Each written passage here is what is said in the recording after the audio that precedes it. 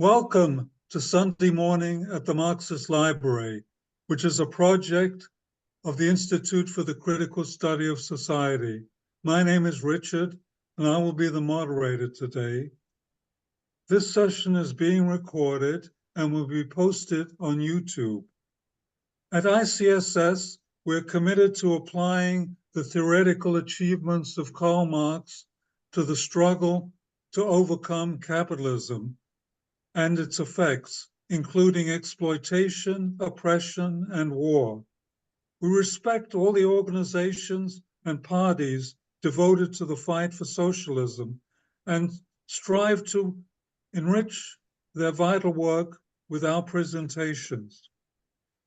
We are happy today to welcome Dr. João Romeiro Hermeto to our forum. João is originally from Brazil, where he studied engineering and then economics at the University of São Paulo. During the upheavals of the financial crisis, he worked with derivatives risk management for an investment bank and subsequently founded a company that produced and promoted art and culture. In 2013, he emigrated to Europe, studied philosophy and culture, and earned a doctorate in philosophy at the Witten Herdecke University. His research focuses on Marxism, the ontology of social being, on the critique of political economy, and on the critique of knowledge production, namely ideology and intellectual property. He will be talking about the paradox of intellectual property under capitalism, which incidentally is also the name of his recent book. And I'm sure this will raise many questions about knowledge and even consciousness. João is speaking to us today from northern Italy. After the talk, we will have questions and answers and comments from our Zoom participants. Please join me in welcoming João Romeiro Hermeto. Go ahead, João. Thank you. Hello, everybody. I would like to thank Richard Fallenbaum and the ICSS for hosting this event and giving me the opportunity to talk about this research topic. Because of time constraint, I will not be able to get into details about all contents of the book, for it has 65 subsections, but I do intend to provide a broad overview of it. With this in mind, let me begin. As the book has three main sections, I will highlight some aspects of chapters 2, 3, and 4 that represent the core of the book. While intellectual appropriation expressed by the term intellectual property may seem of not much concern to many people, in its private form, it has attained an all-encompassing scope and created a situation in which people from across the globe have willingly or unwillingly been entrapped in it. From Latin American indigenous knowledge to African vast and diverse wisdom, from Asian ancient cultures to Oceania's Aboriginal lore, from the know-how of manual workers to the erudition of classical musicians, from learning students to powerful capitalists, and from everyday life decisions to governmental policies, intellectual private property system has encapsulated and subsumed all different pieces of knowledge, cultures, and intellectual practice under its power control. Regardless of whether in fashion or marketing, in computer engineering or casual internet surfing, perfume fragrances or bicycle colors or video game sounds, geographic maps or genetic manipulations, intellectual private property controls, manages, monitors, and determines human perceptions and actions. Not only its scope and reach are mind-boggling, but the transformations in social property relations are likewise being impacted by it. When the digital sphere is considered, the controlling pole seems even tighter. Except for countries like China or North Korea, virtually in the entire world, US-American-based tech giants such as Facebook, Google, Microsoft, Amazon, IBM, operate unrestrained.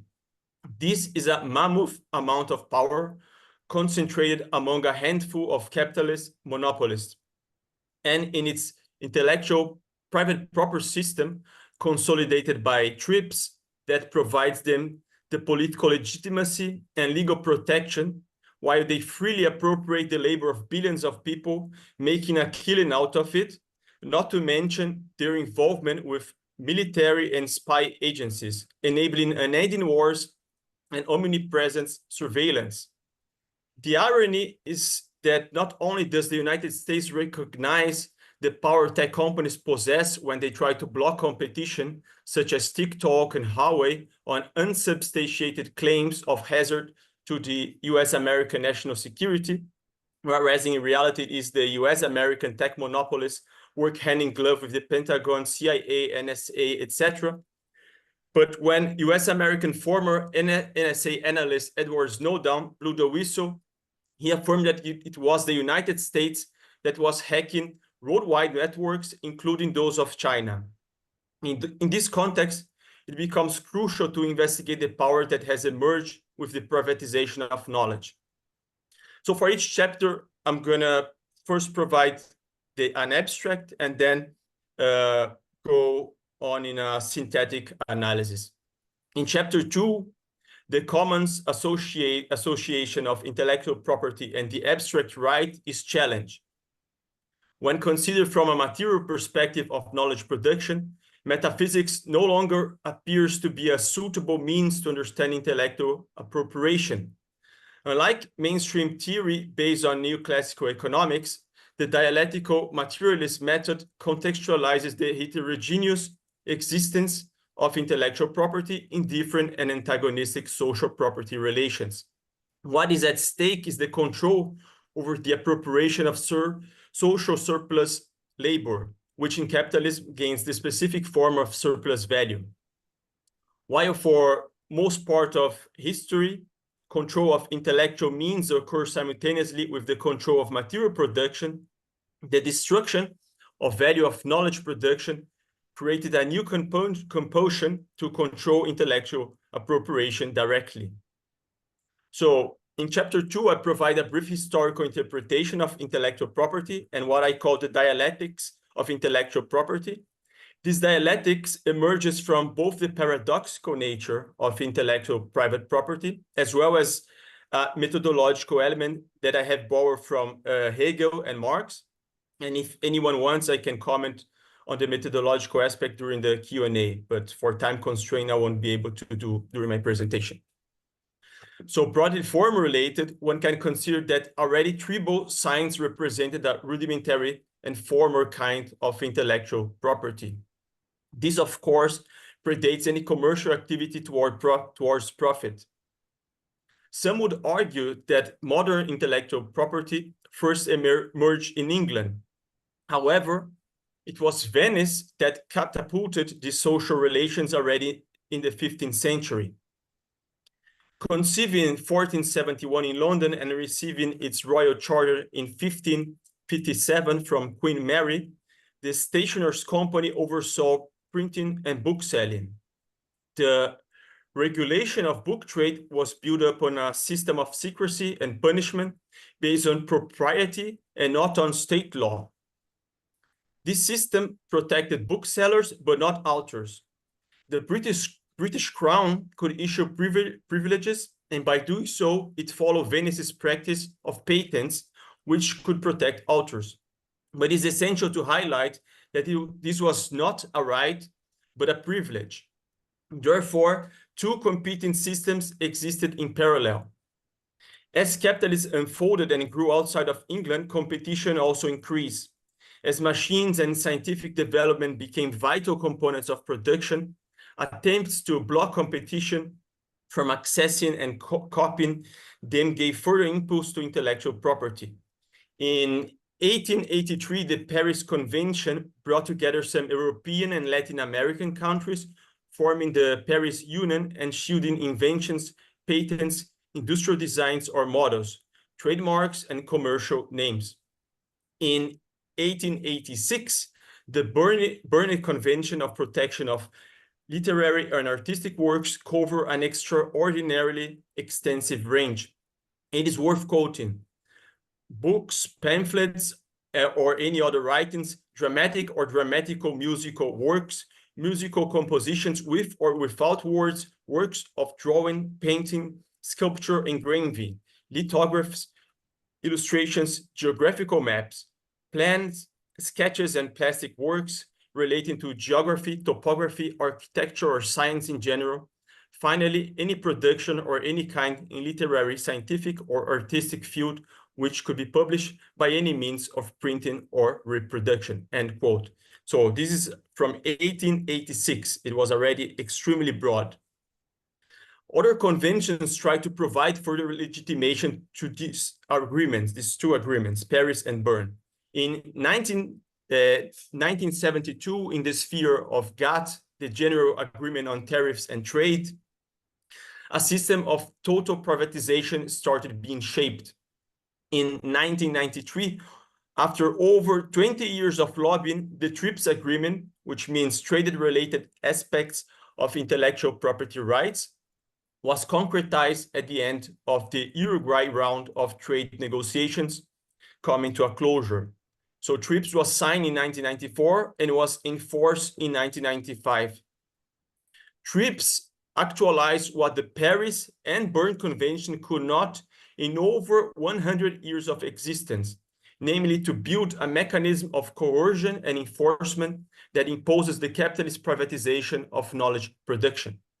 However, it did not put forward a general capitalist interest, but rather US-American interests. Spearheaded by Pfizer, a consortium of, and I quote, 13 major US corporations, Bristol-Myers, DuPont, FMC Corporation, General Electric, General Motors, Hewlett-Packard, IBM, Johnson & Johnson, Merck, Monsanto, Pfizer, Rockwell International, and Warner Communications, end quote. So it's worth mentioning that during this process, in December 1980, the Bayh-Dole Act transformed capitalist knowledge production in universities, which ceased from being mostly a part of the capitalist infrastructure and a locus of ideology production to becoming a fundamental industry in surplus value production. For those who do not know the main taxonomies of intellectual private property, there are patents, copyrights, trademarks, industrial design, geographical indications, and trade secrets. And I'm not be able to go into them right now, but the website of the World Intellectual Property Organization, WIPO, is a useful tool and really easy to understand what is meant in each category. So far I have dealt with this general development of intellectual property and just listed these concrete forms, but I did not say anything about property. There are many definitions and interpretations of what property is, philosophically speaking, especially. One could write an entire book about it, but for sake of time, I want to highlight how Marx interpreted property. And to apprehend its meaning, it's worth contrasting with Hegel's notion of thought. For Hegel, thinking about an object means appropriating it. Thinking makes something immediately mine. That is Hegel's conception. But in reality, thinking is not a sufficient condition. For Marx, appropriation directly relates to production. In this sense, appropriation is a movement, a practice, a relation. Thus, appropriation is not defined in thought, but in relation to something and someone.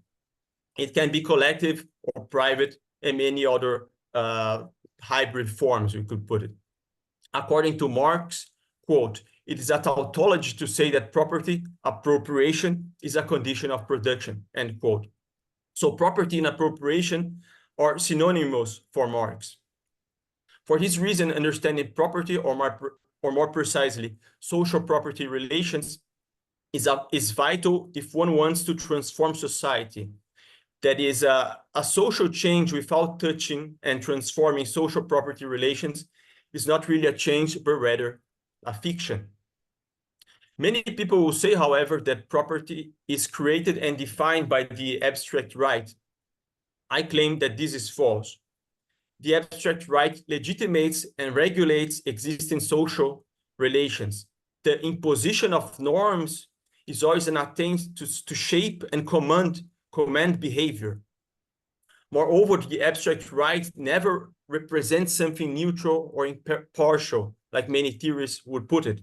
Its very nature is to sanction arbitrary power and partiality. The abstract right does not express a given situation as how something is, but rather it conditions behavior to how something ought to be. For this reason, Marx explains that the so-called right of private property is the right to dispose of private property, that is to exclude others from collectively appropriating it. In practice, is the right to egoism. What he asserts is the deactualization and estrangement, some would call alienation. In capitalism, a circular logic emerges. The right of private property is the condition for capitalist freedom, and the right of capitalist freedom is the premise of private property. According to Marx, quote, the human right of freedom is not based on the connection of human with human, but rather on the separation of human from human, end quote. Even the critical theory understands that negative rights are the basis of liberal egoistic freedom. And to contrast negative rights and positive rights, I think Domenico Losurdo makes a great job in helping and understanding within also the different schools of thought, especially I think with liberalism. It is thus merely economic logic of action.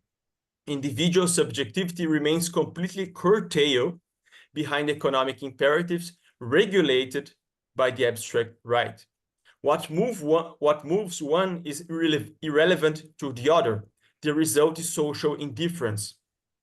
Social binding is not mutual affirmation, but mutual exclusion and negation. One could even see this also with Durkheim and his notion of anomie, when social relations start to crumble. So it impairs social, political, and moral context, actualizing capitalist economic logic as an end in itself. So while liberalism considered the notion of value central to politico-economic analysis, with neoclassic economics, a major shift took place. A prioristically revoking the notion of value, the pseudo-economics established subjectivity and subjective utility as the main factor in understanding economic relations. Individuals behave through a mechanical self-algorithm of egoism search for the maximization of utility. And anything that disproved this made-up model was simply discarded. Understanding production became in this regard impossible. Within this model, discussions about property were a taboo. One just accepts the holiness of private property as personal property and implicitly conflated with production property, while ignoring production altogether. Without the understanding of property, production, surplus, and distribution, then exploitation becomes invisible. There are only individuals seeking to maximize profit. No systemic logic is possible within this imaginary economy. Marx's critique of the political economy, on the other hand, investigates the relationship between property, production, value, surplus value, and exploitation. And unlike marginalists, production was a keystone of its theoretical endeavor. Production necessarily depends on human labor. Following political economy, to compare different productions, different products, and different forms of labor, one must abstract their different existential qualities, reducing them to time, human labor time. In Marx, this understanding is also a critique because it reveals that estrangement and alienation are inseparable elements from social relations of market exchange. To exchange something, one must first relinquish it. One must relinquish what one produces. Not only must the relationship between producer and product be negated, but most importantly, the quality of actualized labor must be abstracted. That's how we can compare the notion of value, abstract labor. In a capitalist market, this subsumption entails a further qualitative degree of estrangement. The very lack of the means of production means that the producer not only confronts the product of his labor as something foreign, but his own vital activity opposes him as something external, as an imposition. This form of labor produces things neither for his nor for society's subsistence and development, but only for exchange value. His own labor time, his labor power is exchanged. His vital activity is bought and sold and is regulated and controlled. Capitalist production uses labor that produces exchange value in order to obtain surplus value. Every form of exchange value derives from the control capital has over labor, capital's control over the means of production. Denouncing capitalist exploitation is therefore not a moral quest, but exposing capital's monopoly over the means of life, over the means of human existence. It reveals the inversion human relations have endured. Human activity is no longer a means of human life. Instead, human life becomes a mean of strange human activity, controlled by economic logic and not by social needs, demands, and wants. Capitalism dominates social-political life. Exchange value, capitalist value, or simply value, dominates all other forms of social values. As this domination takes place, what is productive and unproductive gain a new character. Productive is not, for instance, liberating labor time to be used for social political means, nor to be used for developing the mind with culture or studies. Now, productive labor has been reduced to labor that produces surplus value, and unproductive labor reduced to labor that does not. Additionally, it is important to highlight that the liberal notion of original or primitive accumulation is false, because historically accumulation did not occur as an original sin, like Marx makes the irony. It was not one single moment of transformation. Accumulation by means of expropriation and private appropriation precedes capitalism through a long historical process. Moreover, since capitalism emerged, the so-called primitive accumulation has become an embedded feature of capitalist relations. Not only were farmers, laborers, and even the church expropriated, but the very capitalist competition was a powerful means of expropriating other capitalists who have their exclusive private property of the means of production privately appropriated by more powerful capitals. This process is far from idyllic, like Marx says. It has been entangled with all types of violence, conquest, robbery, murder, wars, colonialism, neocolonialism, sanctions, coup d'etat, overt and covert operations, shock doctrine mechanism, and etc. With the monopolization of capitalism, capitalist imperialism develops greater power to conquer and subjugate. Political and military imperatives give place to economic imperatives and propaganda. This process occurs in tandem with the enclosure of the mind. While the first generation of software developers created a collective culture of sharing, Bill Gates, within the second generation, was able to fence all of them out by attaining a monopolistic position when he associated DOS with personal computers. And copyright helped him sustain that.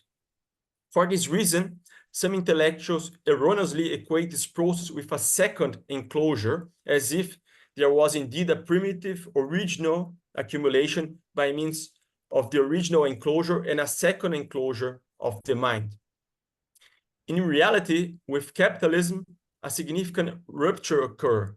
That is, the economic sphere ceased to be a locus of possibilities for the development of human beings and became an imposition to which any doing would be subjugated. Mainstream intellectual property theory recognized this process more or less, which I call the first paradox of intellectual property. that is the social character of knowledge production and the private character of capitalist appropriation. However, it still thinks this could be reconciled with regulation and reforms. So the mantra of the capitalist intelligentsia remains: change everything so that nothing changes. The digital sphere connected to the internet has often been characterized as a gift economy. In the past, with the first generation, like I mentioned, there was some historical truth to that. Scientists and lay people were tinkering and sharing codes and software. Today, such a claim would be analogous to saying that there is still competition in capitalism. While there is competition in the labor market, monopoly dominates the most relevant dimensions of capitalist relations, both production and circulation. Likewise with the internet, despite users frequently acting as if they were in a gift economy, the big tech monopolies dominate the most crucial websites, think about Google, Amazon, Facebook, etc., and appropriate the data freely generated by billions of people every day. So now, for the sake of time, I'm going to skip the methodological analysis, like I said, and proceed with the exposition of chapter 3. So the abstract. So the third chapter deals with a question that is usually considered philosophical. However, it is crucial for everyday life and the social determinations involving economics and politics. Among most schools of thought, the study of the being, ontology, has been widely regarded as a branch of metaphysics. Both the critique of political economy and the study of the social being have revealed that existence must not be considered from a metaphysical standpoint, thus rigid, abstract, eternal, but as movement, a process, a constant transformation. Following this method, knowledge production must be understood as a product of two interchangeable movements. The first unveils the historical emergence of human knowledge. The second exposes the existing contemporary condition for its production and reproduction. So I will start with the notion of the chapter 3. So intellectual property theory fosters a quasi-religious notion, albeit and only what I call the eschatology of intellectual property. For those unfamiliar with the concept, eschatology concerns the idea of the end of time, of an era, of history. Is the doctrine of the last things, the messianic notion of the final judgment. Why does this matter? Because the eschatology of intellectual property sanctifies the end of intellectual appropriation. But how is this possible? Well, intellectual appropriation, which is a social endeavor, is removed from the social sphere. In its place, intellectual private appropriation appears as a deified figure resurrected from the now dead intellectual social appropriation. Not only that, but the many problems resulting from intellectual private appropriation are brushed aside through another religious mechanism, what I call the theodicy of intellectual property. It is analogous to Christian theodicy towards perfection. So it goes like this: if God is omnipotent, omniscient, and omnipresent, how can evil exist in the world? The answer is the path of becoming. That is, God is not yet perfect, but moving towards perfection. So intellectual property theory acts in the same fashion. Yes, intellectual property has many flaws and causes many problems, but is moving towards perfection. It's not a question of moving away from the private system, but how to perfect it through reforms and regulations. Throughout, intellectual property theory considers intellectual property to be a metaphysical category, where knowledge is located materially and how it is socially created and transmitted become abstract problems, as if concrete reality would be dismissed behind this made-up theology. The fact is that its private system is not impartial and does not promote a universal interest.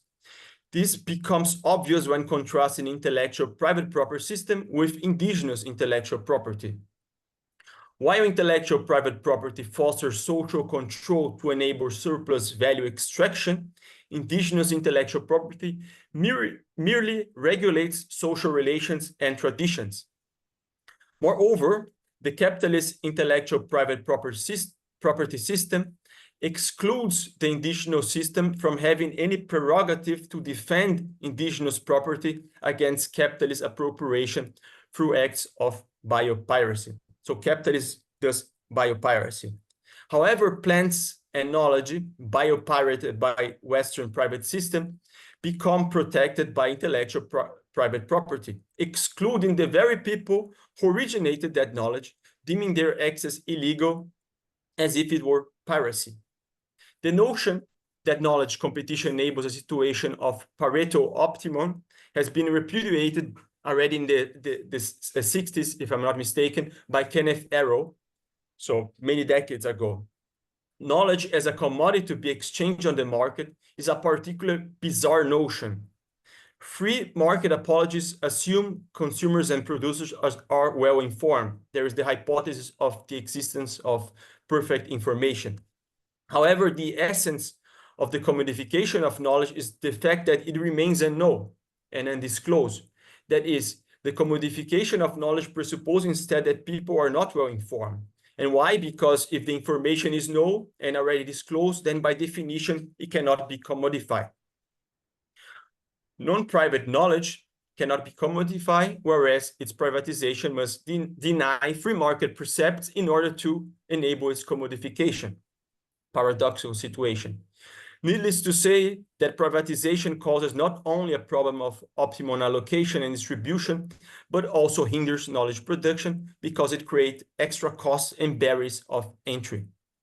So now I'm going to address the ontological dimension. So first of all, I follow the notion of the ontology of the social being that was developed at length by Georgi Lukács. This has nothing to do with metaphysical ontology, a historical being or an eternal nature that carries in itself a destiny to be realized, like in Aristotle. I use the term ontology because it literally means the study of being. In this sense, the historical investigation of the human being shows its social character, the ontology of the social being. Moreover, Lukács differentiated between inorganic nature, organic nature, and the social being. One must understand that to exist, organic nature, that is, living beings, must produce and reproduce their lives. The social being, that is, the human being, is part of the organic nature. However, how the human species produces and reproduces life is utterly different from other living beings. And here we see Marx's crucial contribution, because Marx did not focus on the spirit, consciousness, or intelligence as the elements that make human distinctive. The form of activity that characterizes human peculiarity is precisely labor. Why is labor so remarkable, so extraordinary? Because unlike other living beings, humans do not simply react to the environment. Humans transform and create the environment, shaping their conditions of existence. While great apes have the power to imagine, they cannot imagine things that do not exist, for instance, a flying jaguar. Therefore, the human conceives something in their imagination that does not yet exist in reality. And if they succeed in creating it, a new reality emerges and a new existential basis is created. So humans do not have a metaphysical ontology precisely because our existence, our mode of being, is constantly and actively being transformed. While the evolution of other living beings occurs through a slow and purely causal process, our evolution is not purely causal. It is tainted by our intentionality, that is, our teleological capacity. This does not mean that there is a metaphysical teleology, a destiny, a transcendental geist, a mind, or a spirit that shapes reality. I'm not saying that. However, when concrete actions can successfully produce what we imagine and intended, then causal relations attain a different quality. And how this connect with intellectual property? Well, as property means appropriation, so does intellectual property means intellectual appropriation. So intellectual appropriation, that is unveiling and understanding concrete reality, is a necessary condition for its, at least to some extent, conscious transformation. Appropriating clay is useless if first there is no intention to do something with it, a teleological act, and second, if there is no capacity to actualize such intention, such teleology. So intellectual and non-intellectual appropriations are therefore two moments of the same totality. The intention of my book was not to repeat the Marxian ontology of the social being, for I have investigated this at length in my previous book, this one. For the sake of scientific investigation and argumentative power, I also look at the bourgeoisie scholarship of developmental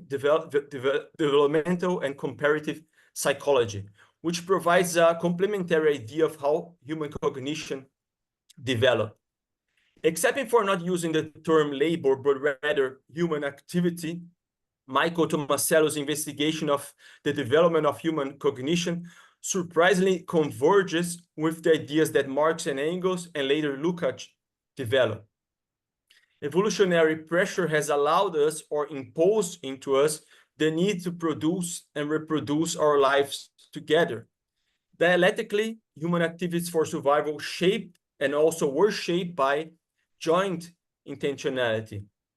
The further complexity and quantitative enlargement of such relations paved the way to what Tomasello calls collective intentionality. Well, intentionality just another name for teleology. In this sense, egoistic relations did not simply mutate towards cooperation out of a divine commandment or suprahistorical empathy. No. Empathy became a necessary condition for success. One started to think from the perspective of others and to anticipate what others would think. One began not only to judge the actions of other people, but our own, as if one was trying to judge himself from the perspective of the other. In this way, individual behavior has immanently considered the group. This became a key element for successful collective endeavors. It's essential to understand that such development has transformed the egoistic behavior that can be found, for instance, in the great apes. With humans, egoism reached its highest form. And the highest form of egoism is its dissolution. So I want to highlight this point. The highest form of egoism is its dissolution.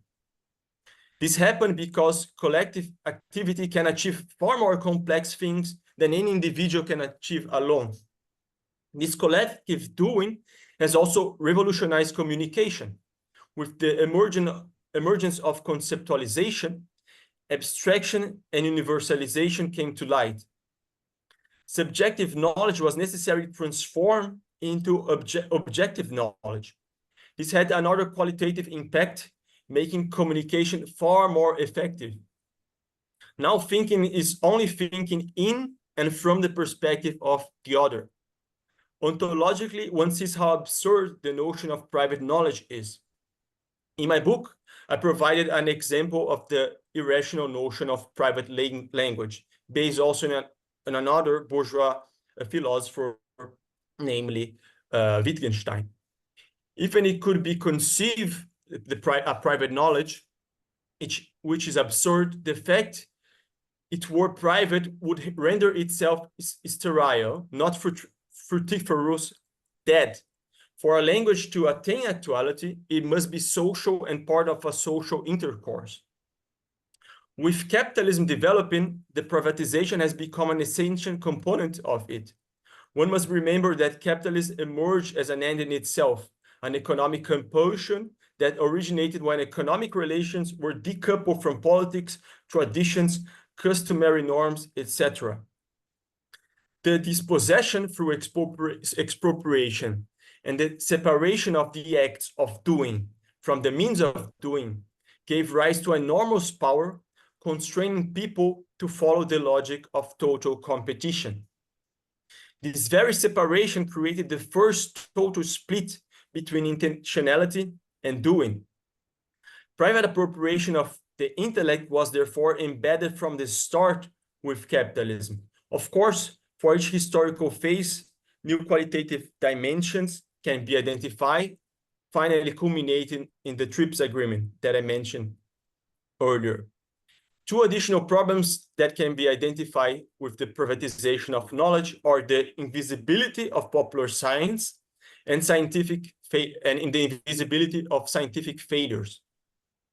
Throughout history, knowledge has been in most cases created collectively by anonymous people. It has been the object of indiscriminate appropriation and transformation. Thus, the very myth that individual geniuses were the sole bearers of knowledge creation fails historical scrutiny. In fact, considered by the bourgeoisie scholarship a genius that alone revolutionized physics and mathematics, in a private letter, Isaac Newton stated, quote, "If I have seen further, it is by standing on the shoulder of giants," end quote. That's where it comes that, for those who know, this sentence comes from Newton in a private letter. The second problem of privatization is that it hides scientific errors, setbacks, and failures.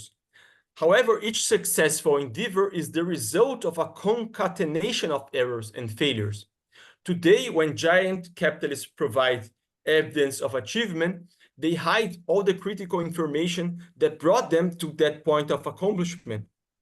The loss of this information also means the loss of different ramifications that could potentially have provided better solutions if the actors involved were different, or the historical material conditions had changed, or different decisions had been taken. Additionally, it's important to highlight that with the development of technology, the value of knowledge creation has constantly been destroyed, what I mentioned in the abstract of the third chapter. So value as the social average necessary labor time to produce something. Do not think in the perspective of social value or things like that, notion of exchange value.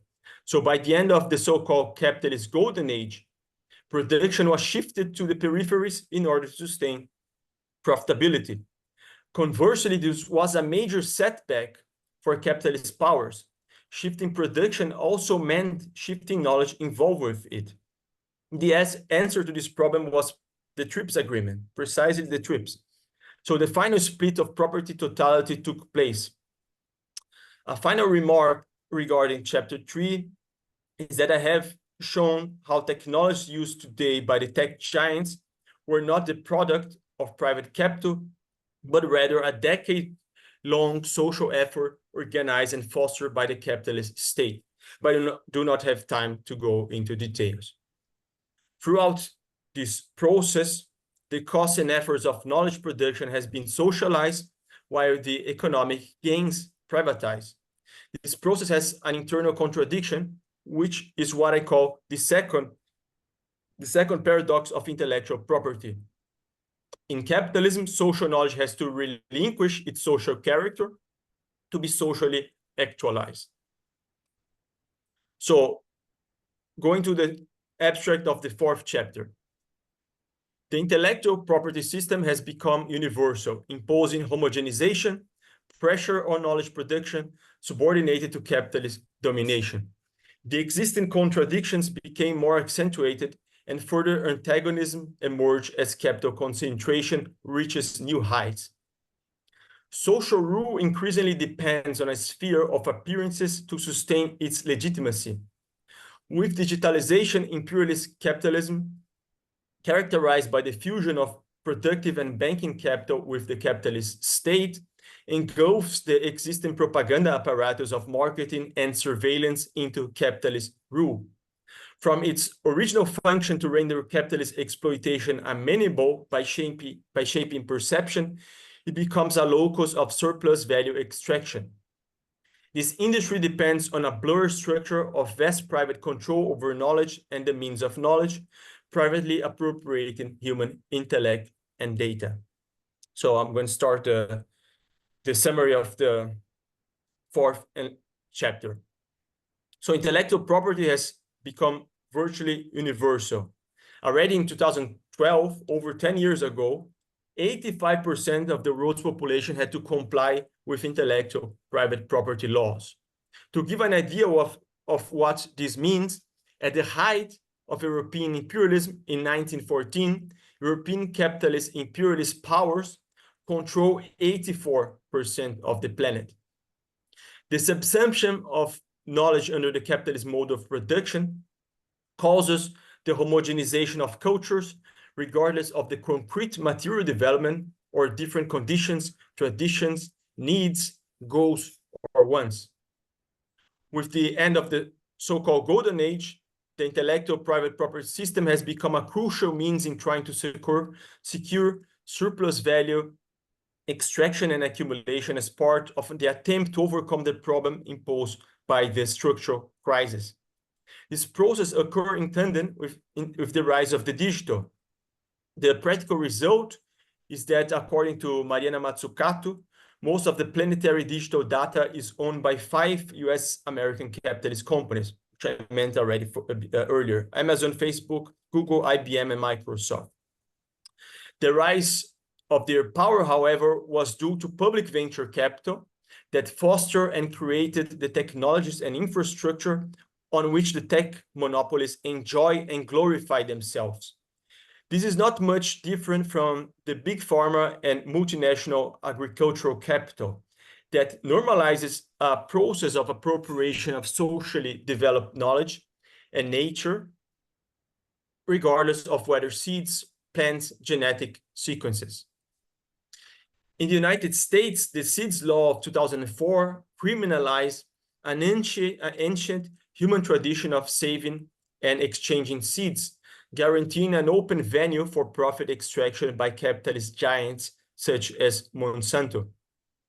In the 1990s, countries such as India tried to oppose capitalist imperialistic interests that reproduce the colonial logic of expropriation and appropriation, as if the peoples whose land, practices, and knowledge were appropriated, these people were rendered invisible, non-humans, just raw nature waiting to be grabbed.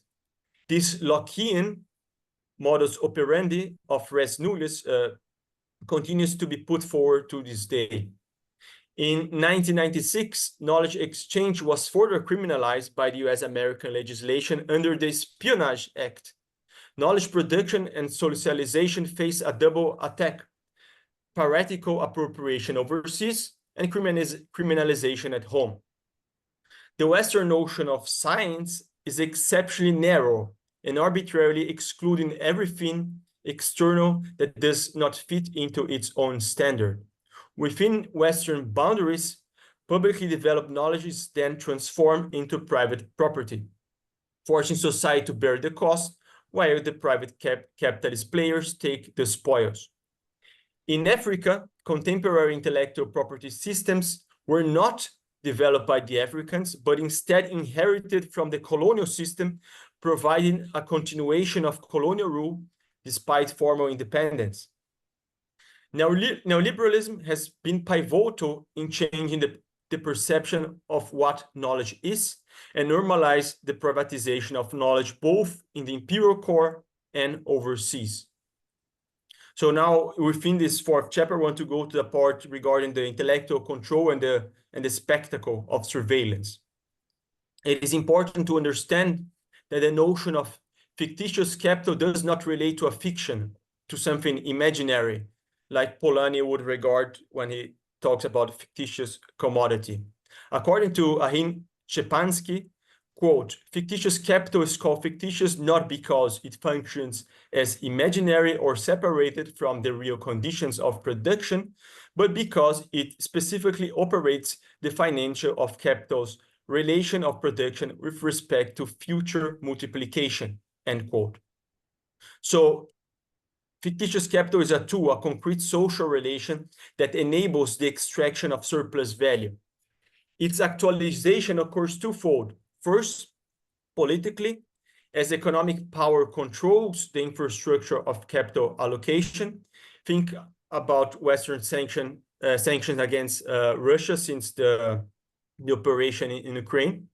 Second, when it leaves the financial sphere and reverts back to the real economy in the form of inflated financial assets, it can then appropriate socially produce wealth and command behavior.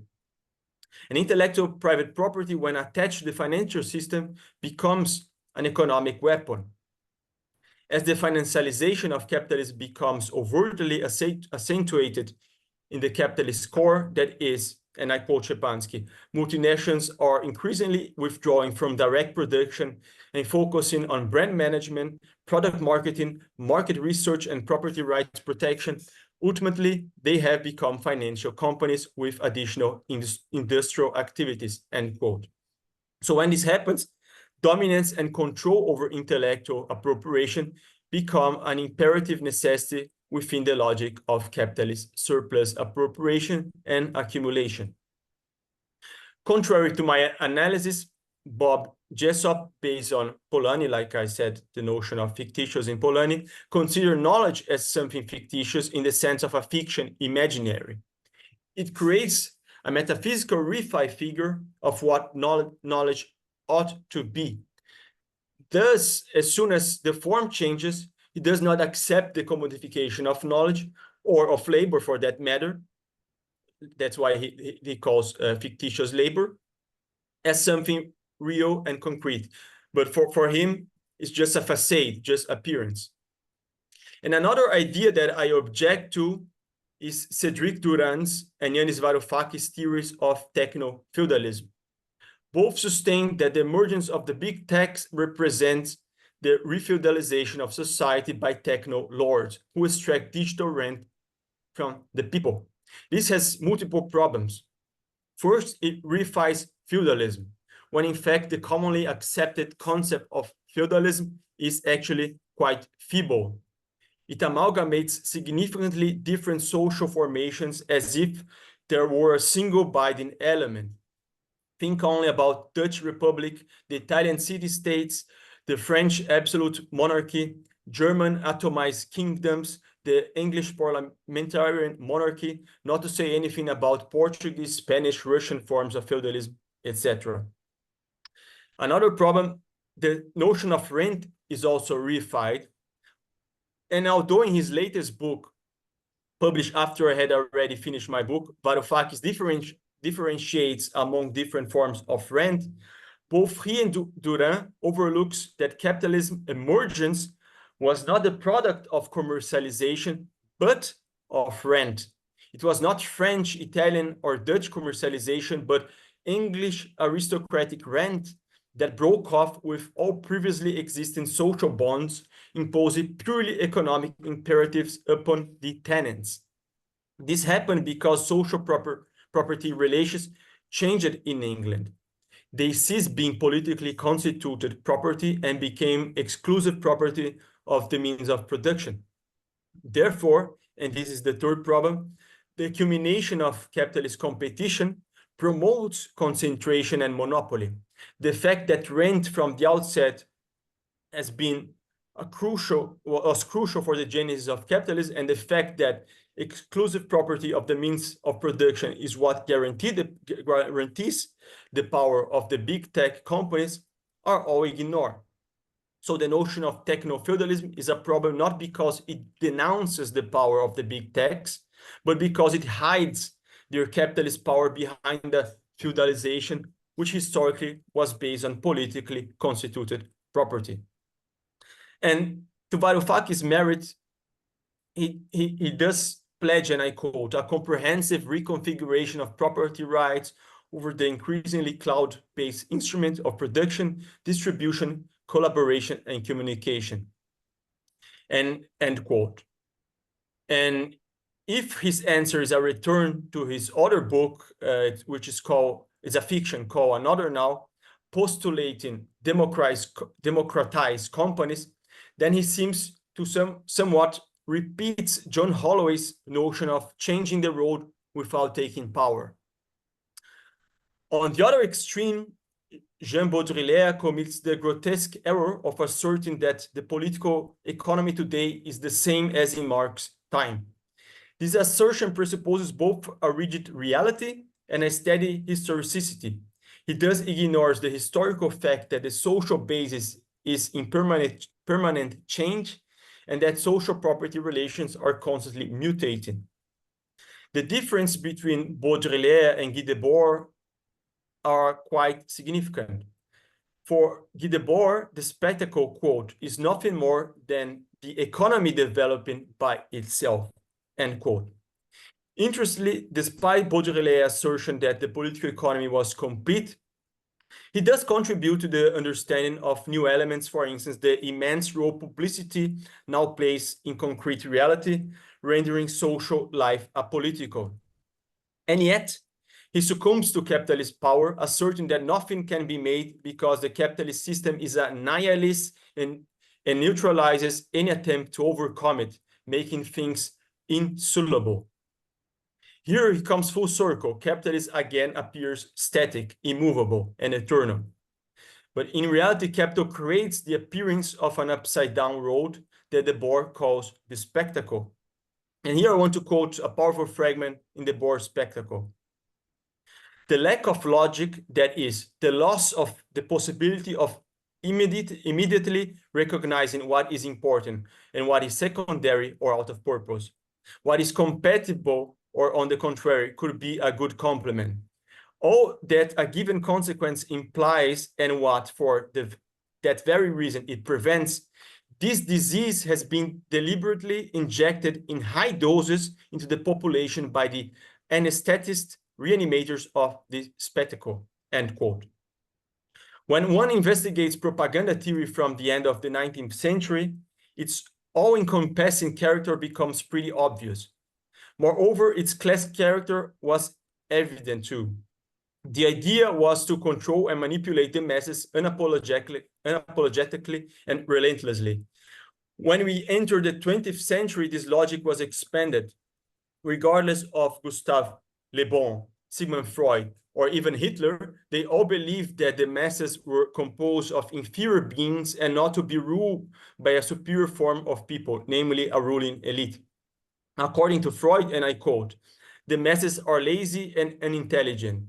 They have no love for self, for instinctual renunciation, and they are not to be convinced by argument of its inevitability. Therefore, it is just as impossible to do without control of the mass by a minority as it is to dispense with coercion in the work of civilization," end quote. And Hitler talks similarly, quote, "The absorptive capacity of the great mass is very limited. The understanding is small, but the forgetfulness great," end quote. Later on, Edward Bernays played a crucial role in the indoctrination of the masses in the United States and the West as a whole. According to him, I quote, "Universal literacy was supposed to educate the common man to control his environment. Once he could read and write, he would have a mind fit to rule. So ran the democratic doctrine. But instead of a mind, universal literacy has given him rubber stamps ink with advertising slogans, with editorials, with published scientific data, with the trivialities of the tabloids and the platitudes of history, but quite innocent of original thought. Each man's rubber stamps are to duplicate millions of others, so that when those millions are exposed to the same stimuli or receive identical imprint," end quote. So this process he calls engineering consent. The method used to obtain behavioral control is public relations, as a concept used to disguise the term propaganda. This process went hand in glove with the development of capitalist sciences. Social and individual behavior had to not only be controlled, but also directed and determined. According to Bernays, the growth of recognition in social sciences as authoritative discourse also legitimized public relations authority. Public relations and the military, quote, use the finance of social science for the benefit of business and other sectors of society, including psychology, sociology, anthropology, social psychology, psychiatry, and psychoanalysis, end quote. Hence, scientific investigations on human behavior are used as and translated into instruments for human behavior control and manipulation by governments and capital.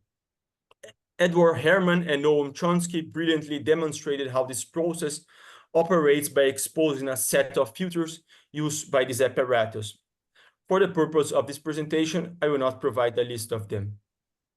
In the late 1970s, Dallas Smithy pioneered a vital field of Marxism called the critique of the political economy of media, because he considered that analyzing these aspects from a Marxist perspective was still a blind spot of Western Marxism. So what is the media's economic function for capital? Before Web 2.0, the audience was the main focus of the media, regardless of whether radio, television, or even early internet. The media had become highly dependent on capitalist economic imperatives. It was subsumed by marketing and publicity. The messages promoted by them are not simply information, education, entertainment, and even manipulation. The commodification of the audience transforms free time, leisure time, non-paid working time, which must now be considered working time, according to Smithy. People's time outside of wage labor relations is sold to advertisers, but those who produce during non-wage hours are not the ones who sell it. It is the mass media of communication that sells it. By the time Smithy wrote about this, considering all non-wage labor time to be working time, seemed hyperbolic. However, if we consider transformations endure after Internet 2.0, his assertions have become spot on. The commodification of the audience transforms them into producers because their acts of consumption inform capitalist owners what to produce, how to produce, etc. But as mentioned with Internet 2.0, this means with the advent of social media, Internet 2.0, this relationship has been transformed. Now the audience does not just passively consume advertisements and propaganda. By actively creating content, its role has been transformed. Now it has also become producers. It produces content for the big tech and publicity for many capitalist companies. The enormous amount of data it produces is appropriated by tech giants that process the raw data and resell it to both governments and capitalist companies. The audience has become a prosumer. It simultaneously produces and consumes. Nonetheless, most prosumers unknowingly do the work for free. Production and consumption have been blurred. Both wage labor time and free time produce surplus value now. Furthermore, with the digital, labor time and free time have, or seem at least to have merged. And the digital user himself has become a commodity. Real-time monitoring of user activities has also enabled a qualitative transformation of the apparatus of surveillance. With the smartwatches and virtual assistant technologies, prosumers produce data even while asleep. Surplus value extraction has reached a staggering 24 hours a day. So a new dialectics has emerged.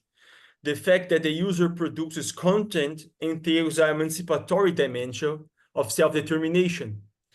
But the fact that such production takes place by the mediation of monopolist capital suggests that every input is now tracked, monitored, and controlled.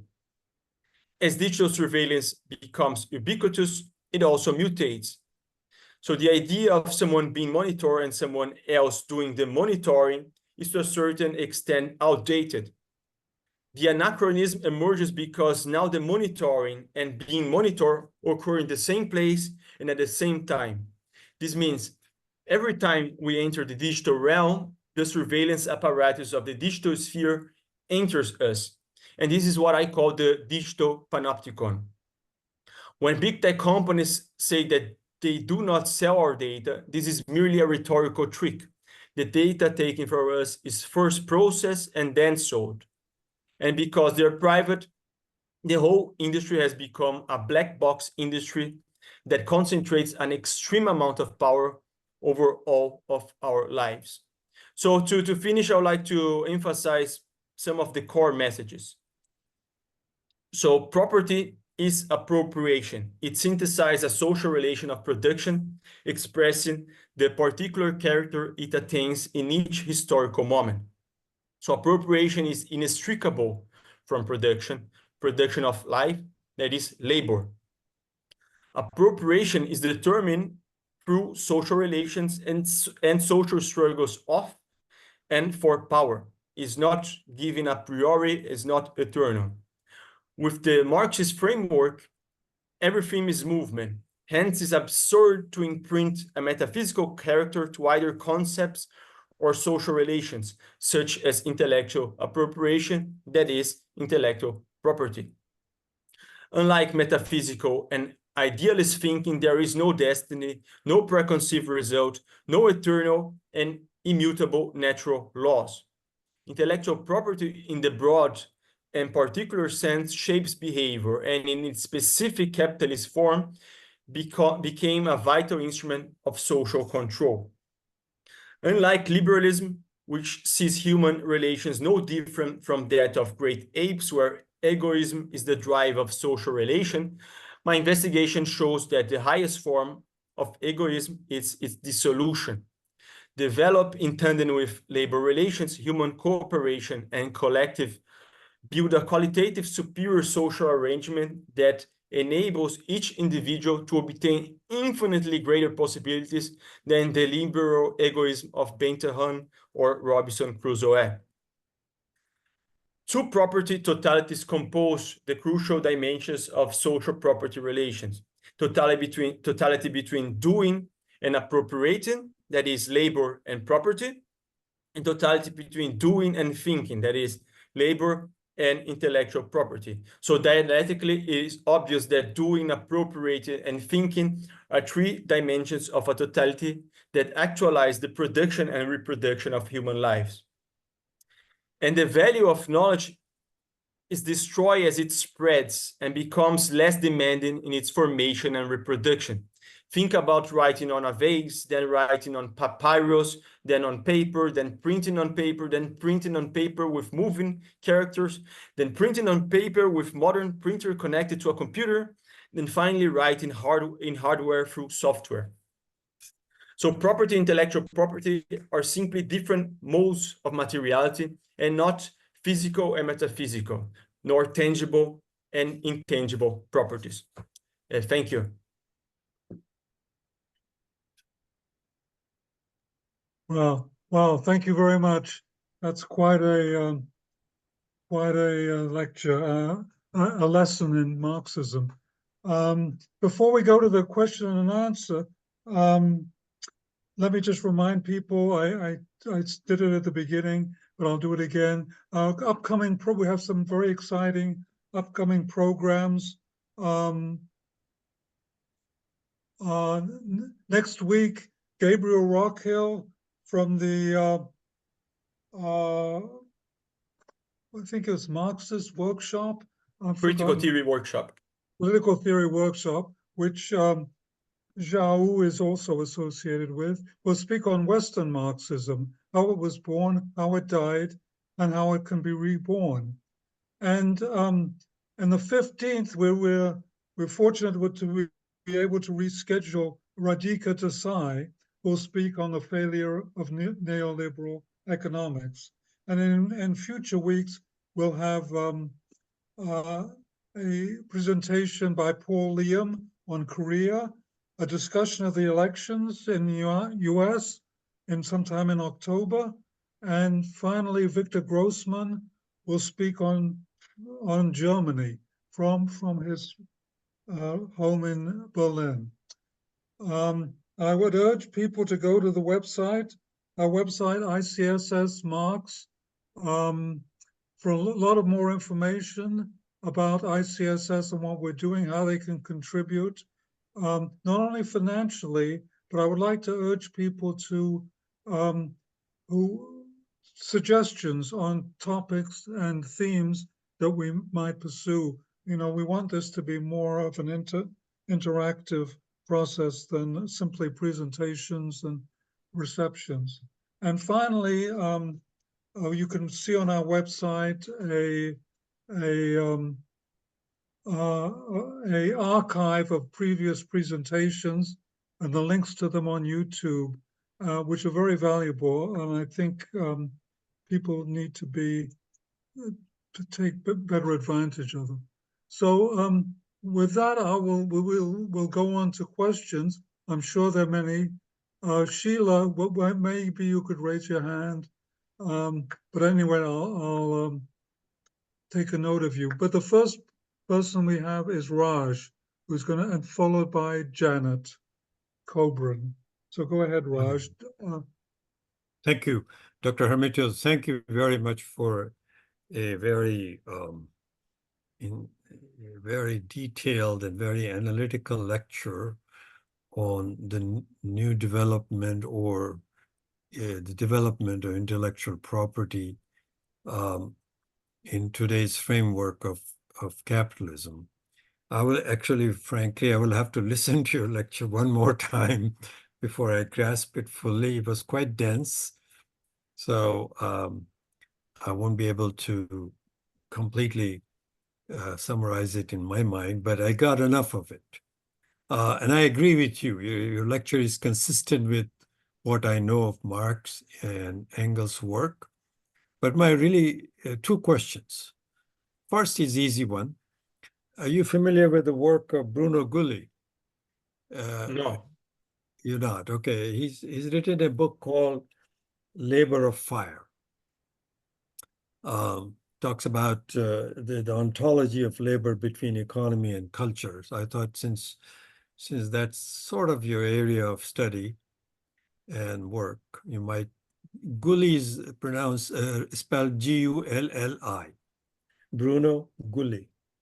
Anyway, he spoke in our forum long ago, in person at the library. Anyway, my second question is substantive, which is my understanding, and I agree with you, intellectual production is human production, part of our labor. Human labor always involves physical and mental labor.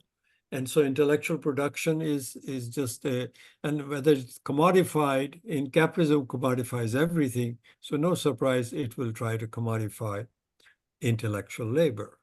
And then, but it's also, we are in the stage, I hope you agree, is a monopoly stage of capital. Okay. And I'll request Richard to give me one minute extra because I have to. So what we are in the stage of imperialist stage of capital, which Lenin defined in his time, which I believe was degraded after the Second World War and has re-emerged into that stage starting in late mid-70s onwards. And now it is very much in that stage. So given that, and for Lenin, the stage of imperialism is the weak stage of capitalism. It is when the chain can be broken at its weakest link, because imperialist chain is like a metal chain that has been corroded, okay? In other words, it has weakness, it's brittle and can be broken. And he theorized for how it could be done. So I want to ask you, how do you relate Lenin's work on capital at its imperialist stage with what you have studied, particularly with this stage of capital in which they're using intellectual property to rob us one more time? Thank you. Thank you, Raj. Should I answer straight, or you want me to get more than one question at once? Go ahead. Okay. I don't want you to try to avoid the question. It's just that I've been recently to a conference of political economy, and I have written on the topic exactly putting imperialism and intellectual property together. If you like, I can send you later my paper with the whole argument. So I don't have, unfortunately, I don't have at hand if I only knew. But the thing is, I think Lenin's imperialism is extremely valuable and still incredibly contemporary at many dimensions. But he was regarding on the other hand, imperialism that was before US-American imperialism after the Second World War, like you mentioned. And that sort of imperialism changed for some reasons. Let's think about England. In its imperialism was not alone. It was together with Germany, even the United States back then, and Japan, and France, and so on and so on. They were all disputing. So the form in which imperialism was being put was in the old form. It had capitalist. It used capitalist tools, or I could put it differently. It was used to promote capitalism, but it would go to each country. You can think over the road. Like I said, in 1914, 84% of the road was colonies still. So went there and took what? Political control, majorly. So it was there at the political level. So the notion of politically constituted property was being put forward in the colonies, whereas in the core, it was the private property of the means of production. So you had the political constituted property assisting, giving an extra impulse to exclusive private properties of the means of production. After the Second World War, with the fall of the whole empires, the new rearrangement as the US emerged as the sole empire, then the US starts to act differently. It was already acting differently, but it became visible in the sense that it would go to places, impose economic imperatives and not the political rule.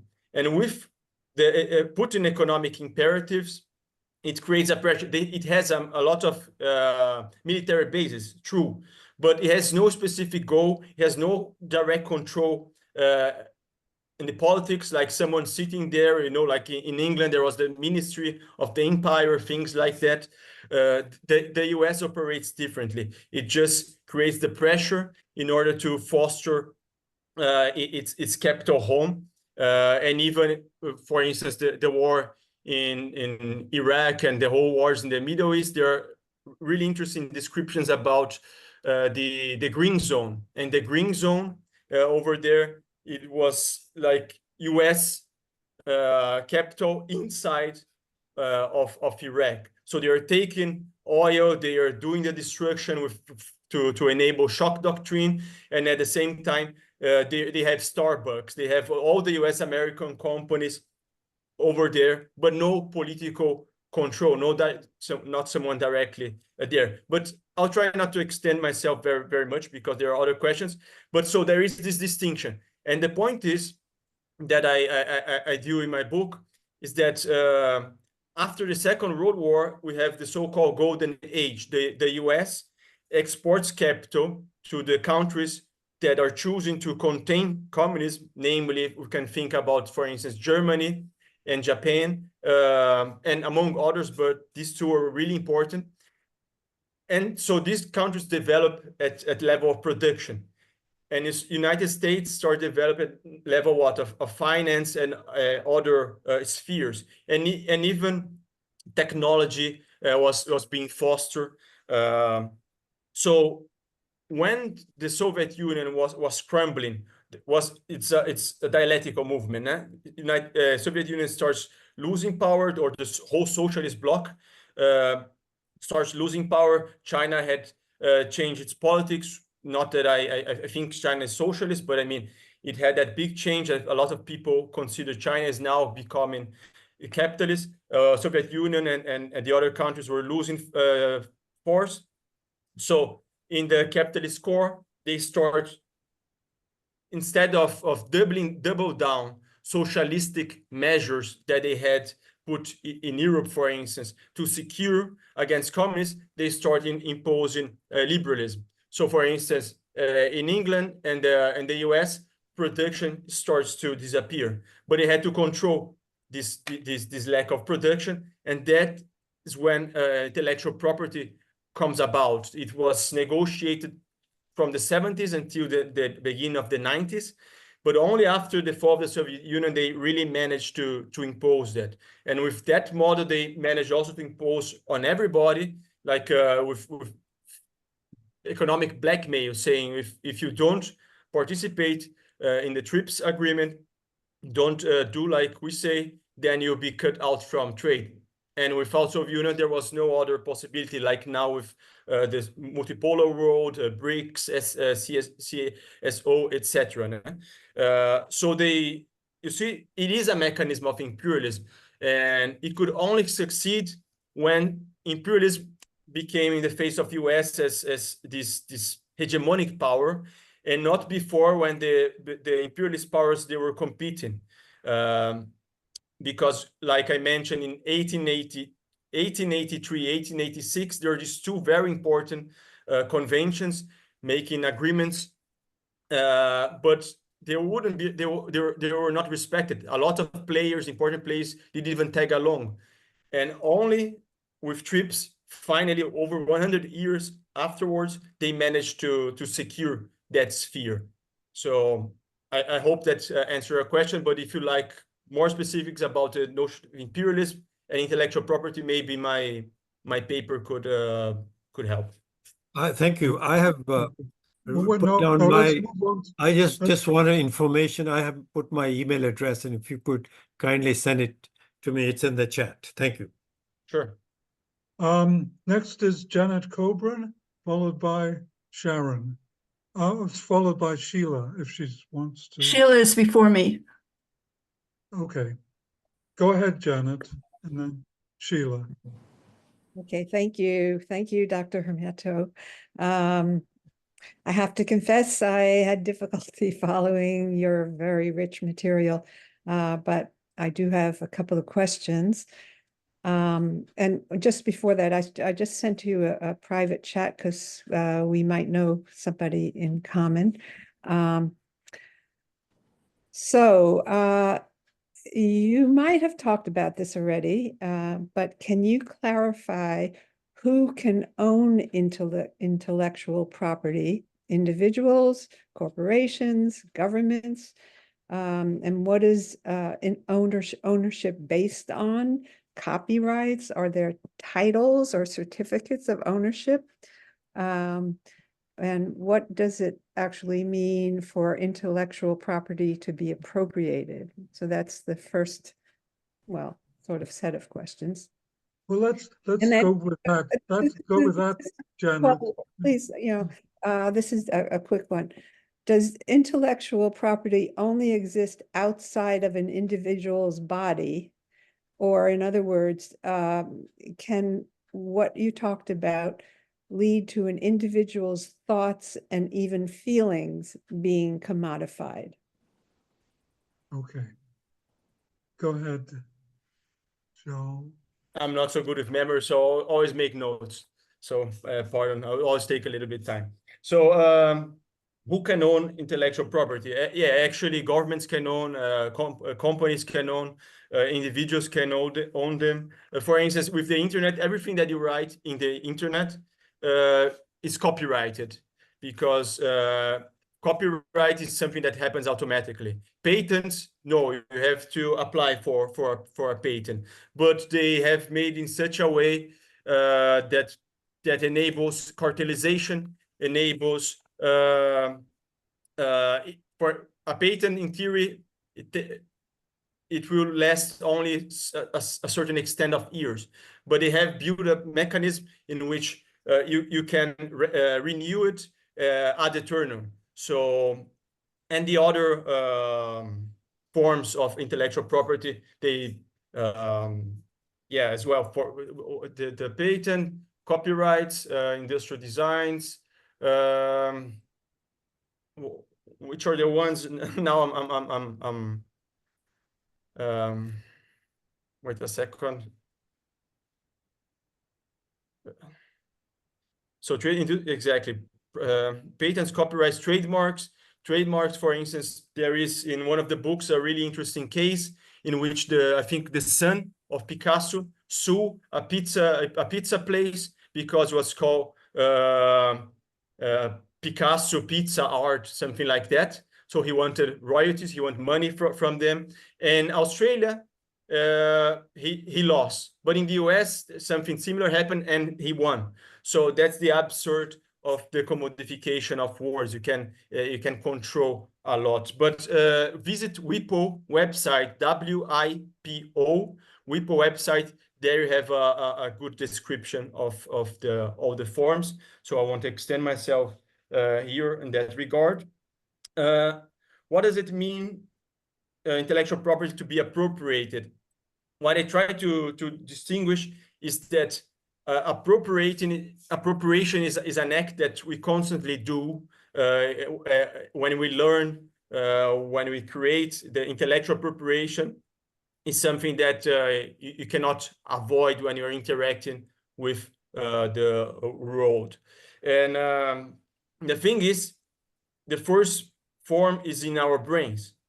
So it's material. It's not something metaphysical, something intangible, something abstract. When you take an idea from your brain and put on paper, on ink and paper, it changes the materiality. If you change that materiality, let's say a guitar, I have my guitar behind me, so I design a guitar, I make a drawing, head in my head, I make a drawing, then I try to carve on wood, something like that.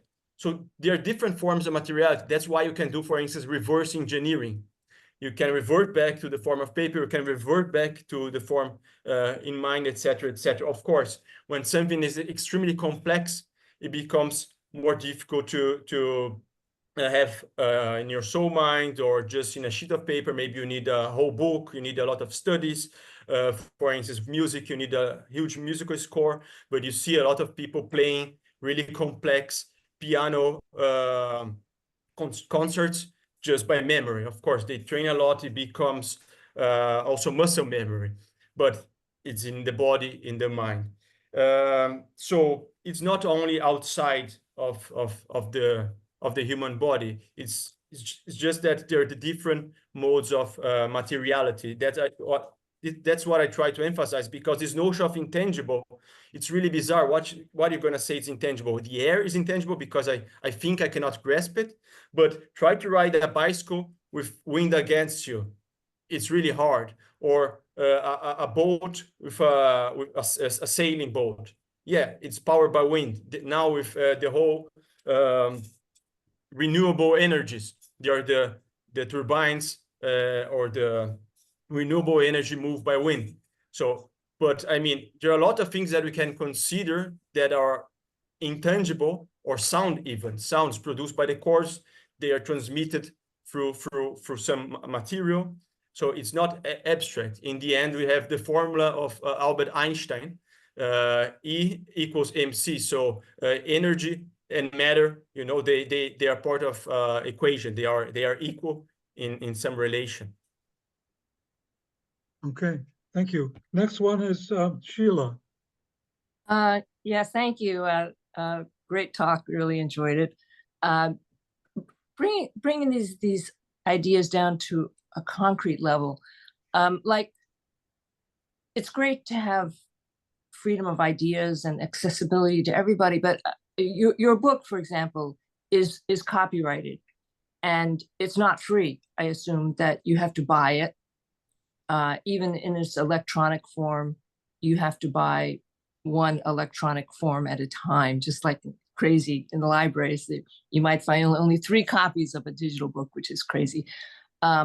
So, you know, people have to survive. So, how do you deal with individual writers, like I'm a children's book author and illustrator, and there was a big deal, I don't know, a while back about children's books or books written by US Americans being out there, and people overseas, countries overseas, they were stealing the books and just printing them like whatever, paying no attention to US copyright. And the Authors Guild was pursuing that and you know, getting into legal cases against people, against other companies overseas. And so how do you, is that like bad? Is it bad for authors to want to make royalties, which is the way they make which is the way I made a living? Is it wrong for actors and actresses to be online, picket lines, the you know, the SAG-AFTRA, to be on picket lines, protecting their images, their voices that are going to be reproduced in video games or digitized and used or transmogrified in using AI? So, you know, freedom, and freedom meaning no money involved, is great, but how do we organize around that and agitate for freedom of ideas, but at the same time money for cultural workers?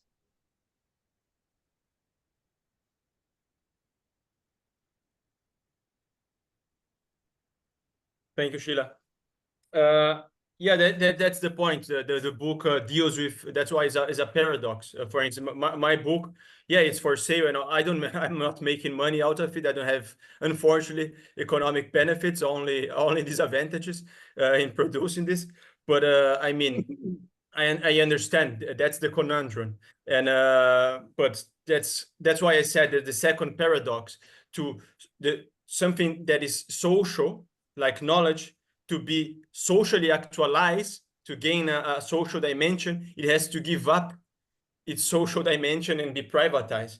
You know, it's a bizarre condition, and it's not a question. It's not a moral question. I don't approach from that perspective.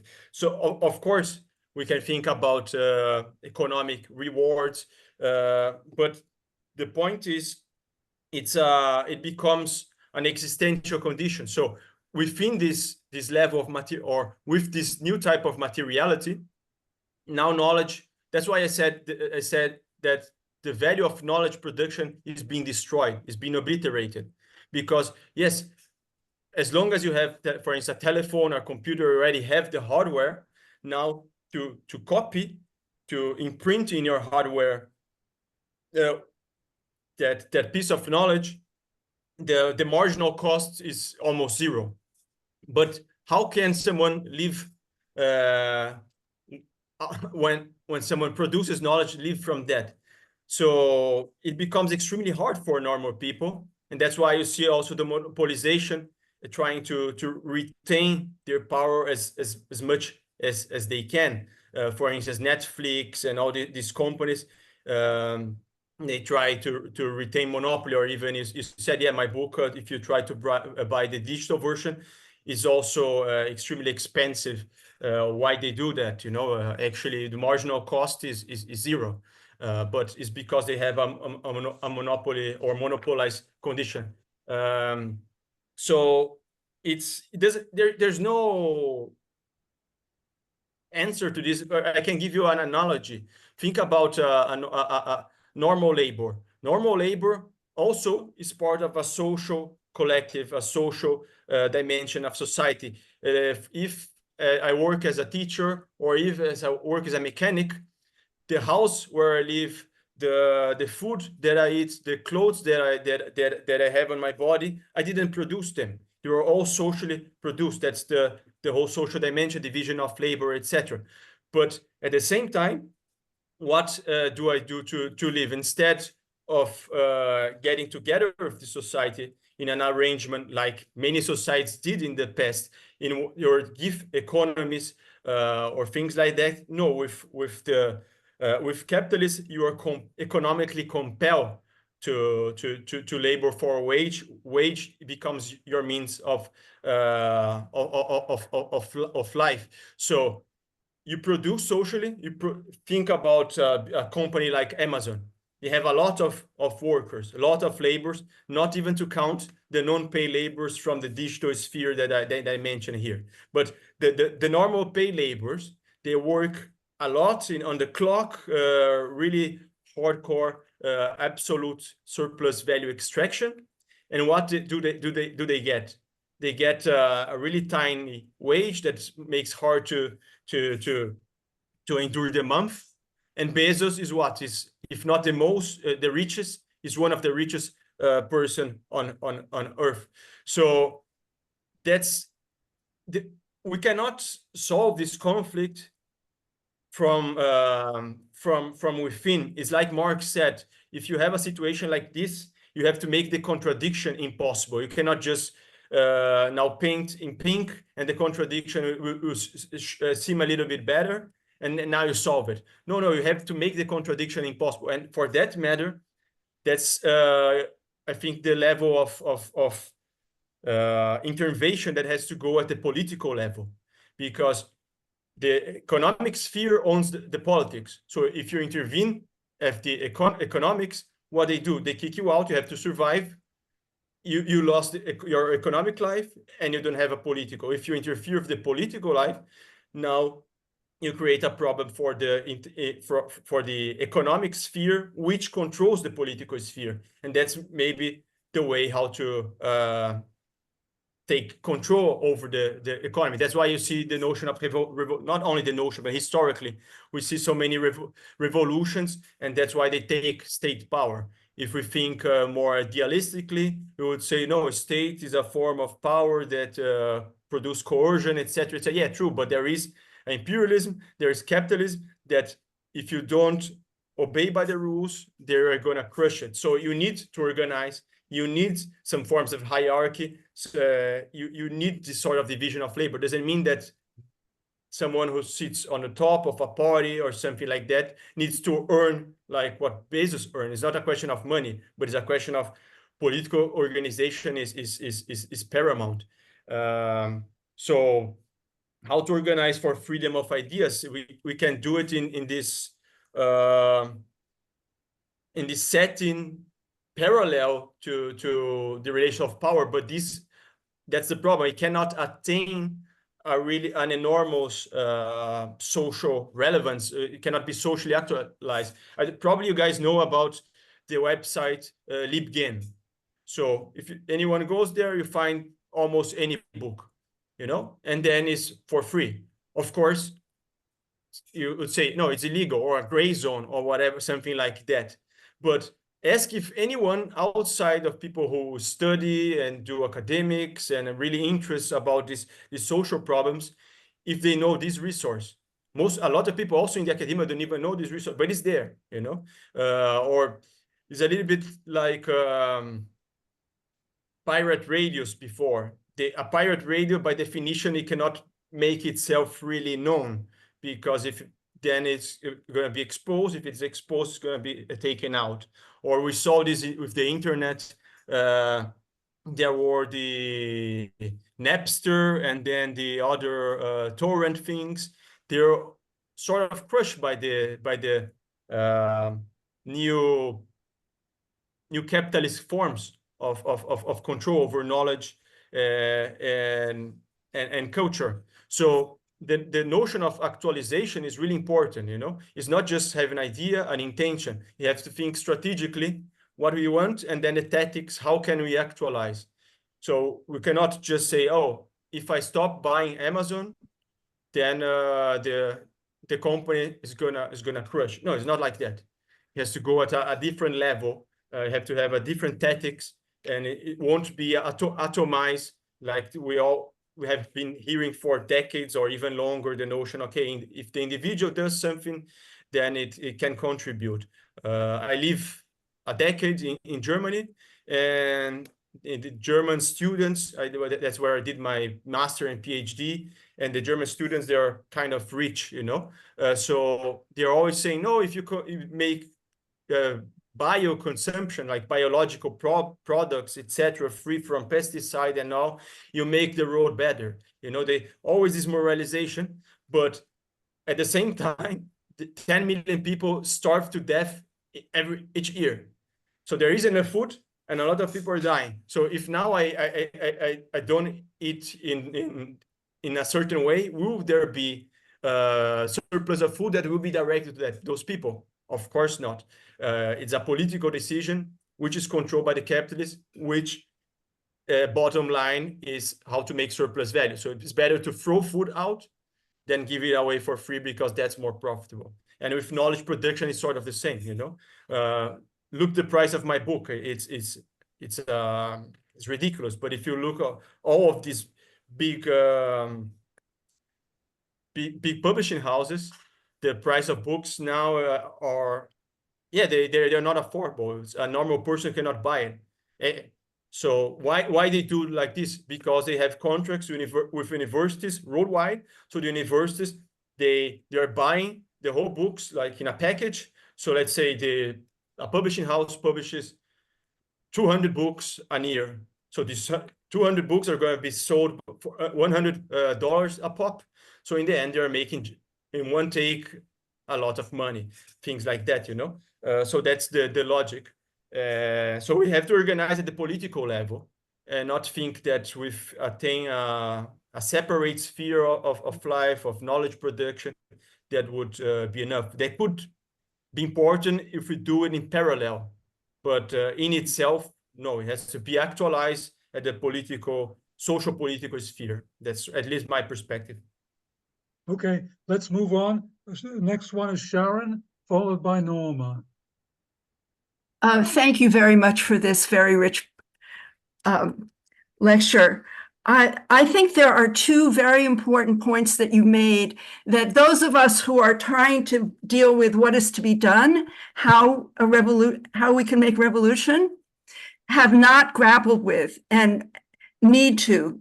Two very important points that you made. And one is the equation of computers with a human brain, and then later on, the equation of the brains with computers. So before computers were in the world, digital computers, people didn't think of their brain as being a computer because it didn't exist. Although Charles Babbage thought about it at about the same time that Marx was predicting that we'd have to have something like that in order to have planned economies. But now people just talk about the brain as some kind of input process output, which I think is not good, and it's kind of universal. And the other important point is about our labor time and our leisure time having completely merged. So this is a concept that everybody should understand, and not very many people do. I remember a few years ago, and Mark Zuckerberg was before some congressional committee, and the congressman asked him, "What is your business model? How do you make any money?" The congressman did not understand that he was making money, that Mark Zuckerberg makes money off of every single keystroke that any user of Facebook does. And that the commoditization of our work outside of our paid wage job is huge. And I think we need to really grapple with both those things. And I just was wondering if you had a comment about either one. Thank you, Sharon. Just to make it clear, I don't think brain and computers are the same, but of course, they are two different modes of materiality. That's how I would put it. But yeah, the computers, they enable a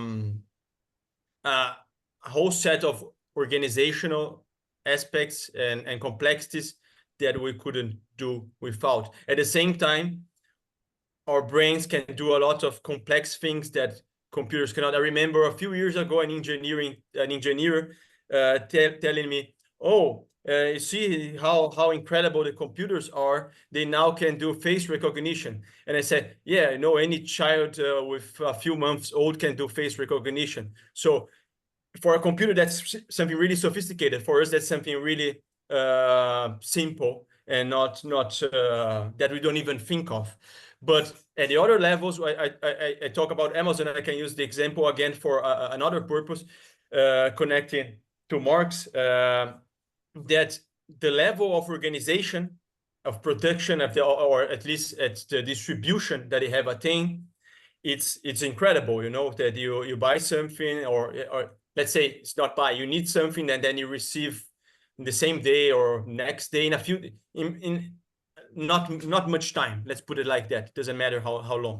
But the point is, when Marx, or when you take the third volume of Capital, Marx starts thinking about the notion of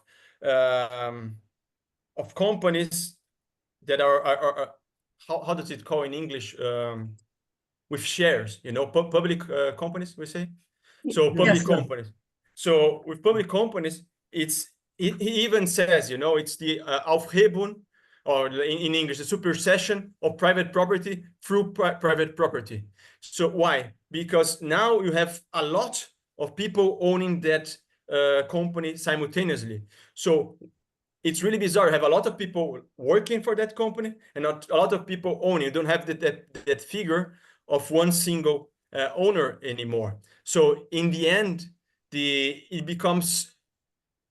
it's really powerful, but it's also really fragile, because if you change the connotation, because the connotation has already changed of the notion of one single owner, ownership from one single person, one private person, but it's already collective in a way. Now you have to change the collective private ownership to collective real ownership.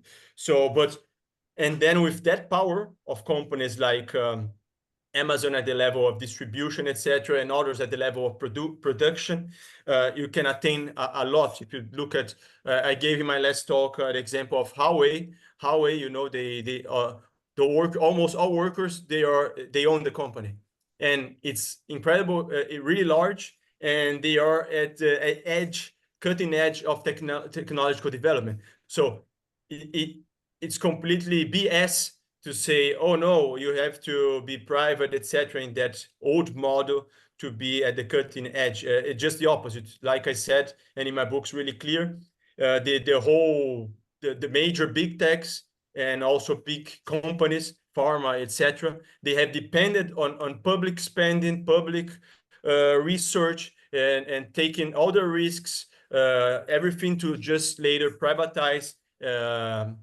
and take the reward. So society is already extremely social. It's just that the product of society is privately controlled. And with that, the notion of labor and leisure time, yes, they have merged now. It's really bizarre, but at the same time that this is extremely negative for the extraction of surplus value all times, you have yet a new step in the notion of collective ownership. Because if you're working, we are working for Google and for Facebook and for all these companies, why we don't have a say in that? You know, it's not democratic. So if you change the notion of that companies should be democratic, like Huawei, so now users are being, in a sort of way, workers, they should also have their say. So now you have connected a full circle that production is for society's benefit as a whole, and as a whole we should have our say. So, but yeah, I hope that I won't make a point to everyone, because some people are writing me in the chat. I'm not able to read and make copies and respond at the same time. So I ask if you can send me emails, the ones who want to connect to me somehow, ask questions or comments, whatever. Please send email. Maybe Richard can put my email in the chat, but that would be the easiest way, because otherwise I'm gonna miss by the end of the presentation. The chat disappears. I won't even have read them. So Yeah, it's amazing that people can follow the session and write in the chat at the same time. I can't. I will put his email in the. It's actually his Zhao's full name at gmail.com. If you don't look at the chat, I'm also want to note that we started late, but I hope Zhao that you can stay until quarter of the hour. Okay, fine. Sure. Then we'll have a full tour. Okay, the next one is Norma, followed by Maria Rita. Hi. Hello. Thank you very much. Your lecture examined the capture of our minds by the life we live in among us all, the whole composite of what has happened or what happens to the total population worldwide, even the people being drowned off their islands or forced to march to the United States for relief.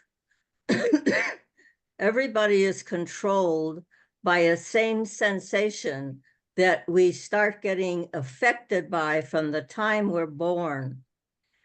It seems inexplicable, but for one thing, it is not a method of judging ourselves, of saying, are we doing the right thing? I'm in the market. I'm sorry that this market came up and was an important point, because that's not what you're talking about. You're talking about the effect of all these similar influences. They change our thinking, and they say what we say, they tell us what to say. You ever hear somebody be told they've just made a horrible loss of somebody dearly close to them, and now they're on TV and they're going to heal? That's such baloney. What a terrible idea that there's a healing from that terrible loss.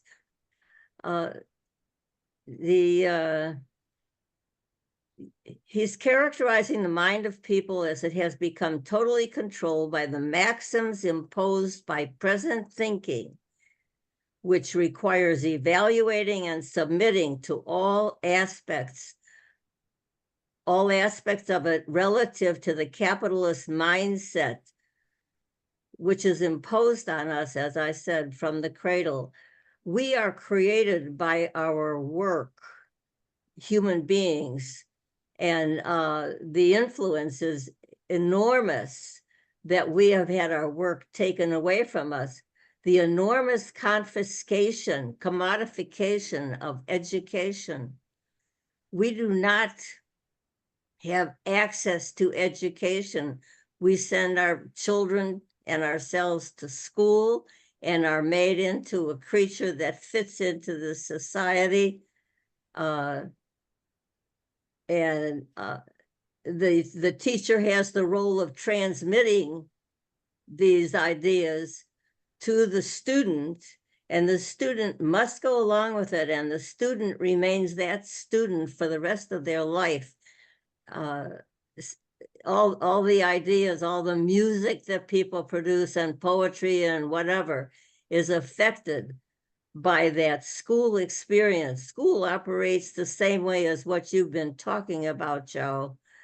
It is compulsory because it is our owner's mechanism of indoctrination, not only by the content of the lessons, but by the form of gathering, removing the child from home and the community, using the foreboding building to shuffle them through the period they're there, from which they are not allowed to recover at home. These constructs affect all ages, despite the domination of age segregation. Thank you very much for your presentation. It's really solid and not something where people have to, well, I don't understand it. You understand it. You live in it, everybody. And you make it. You further it.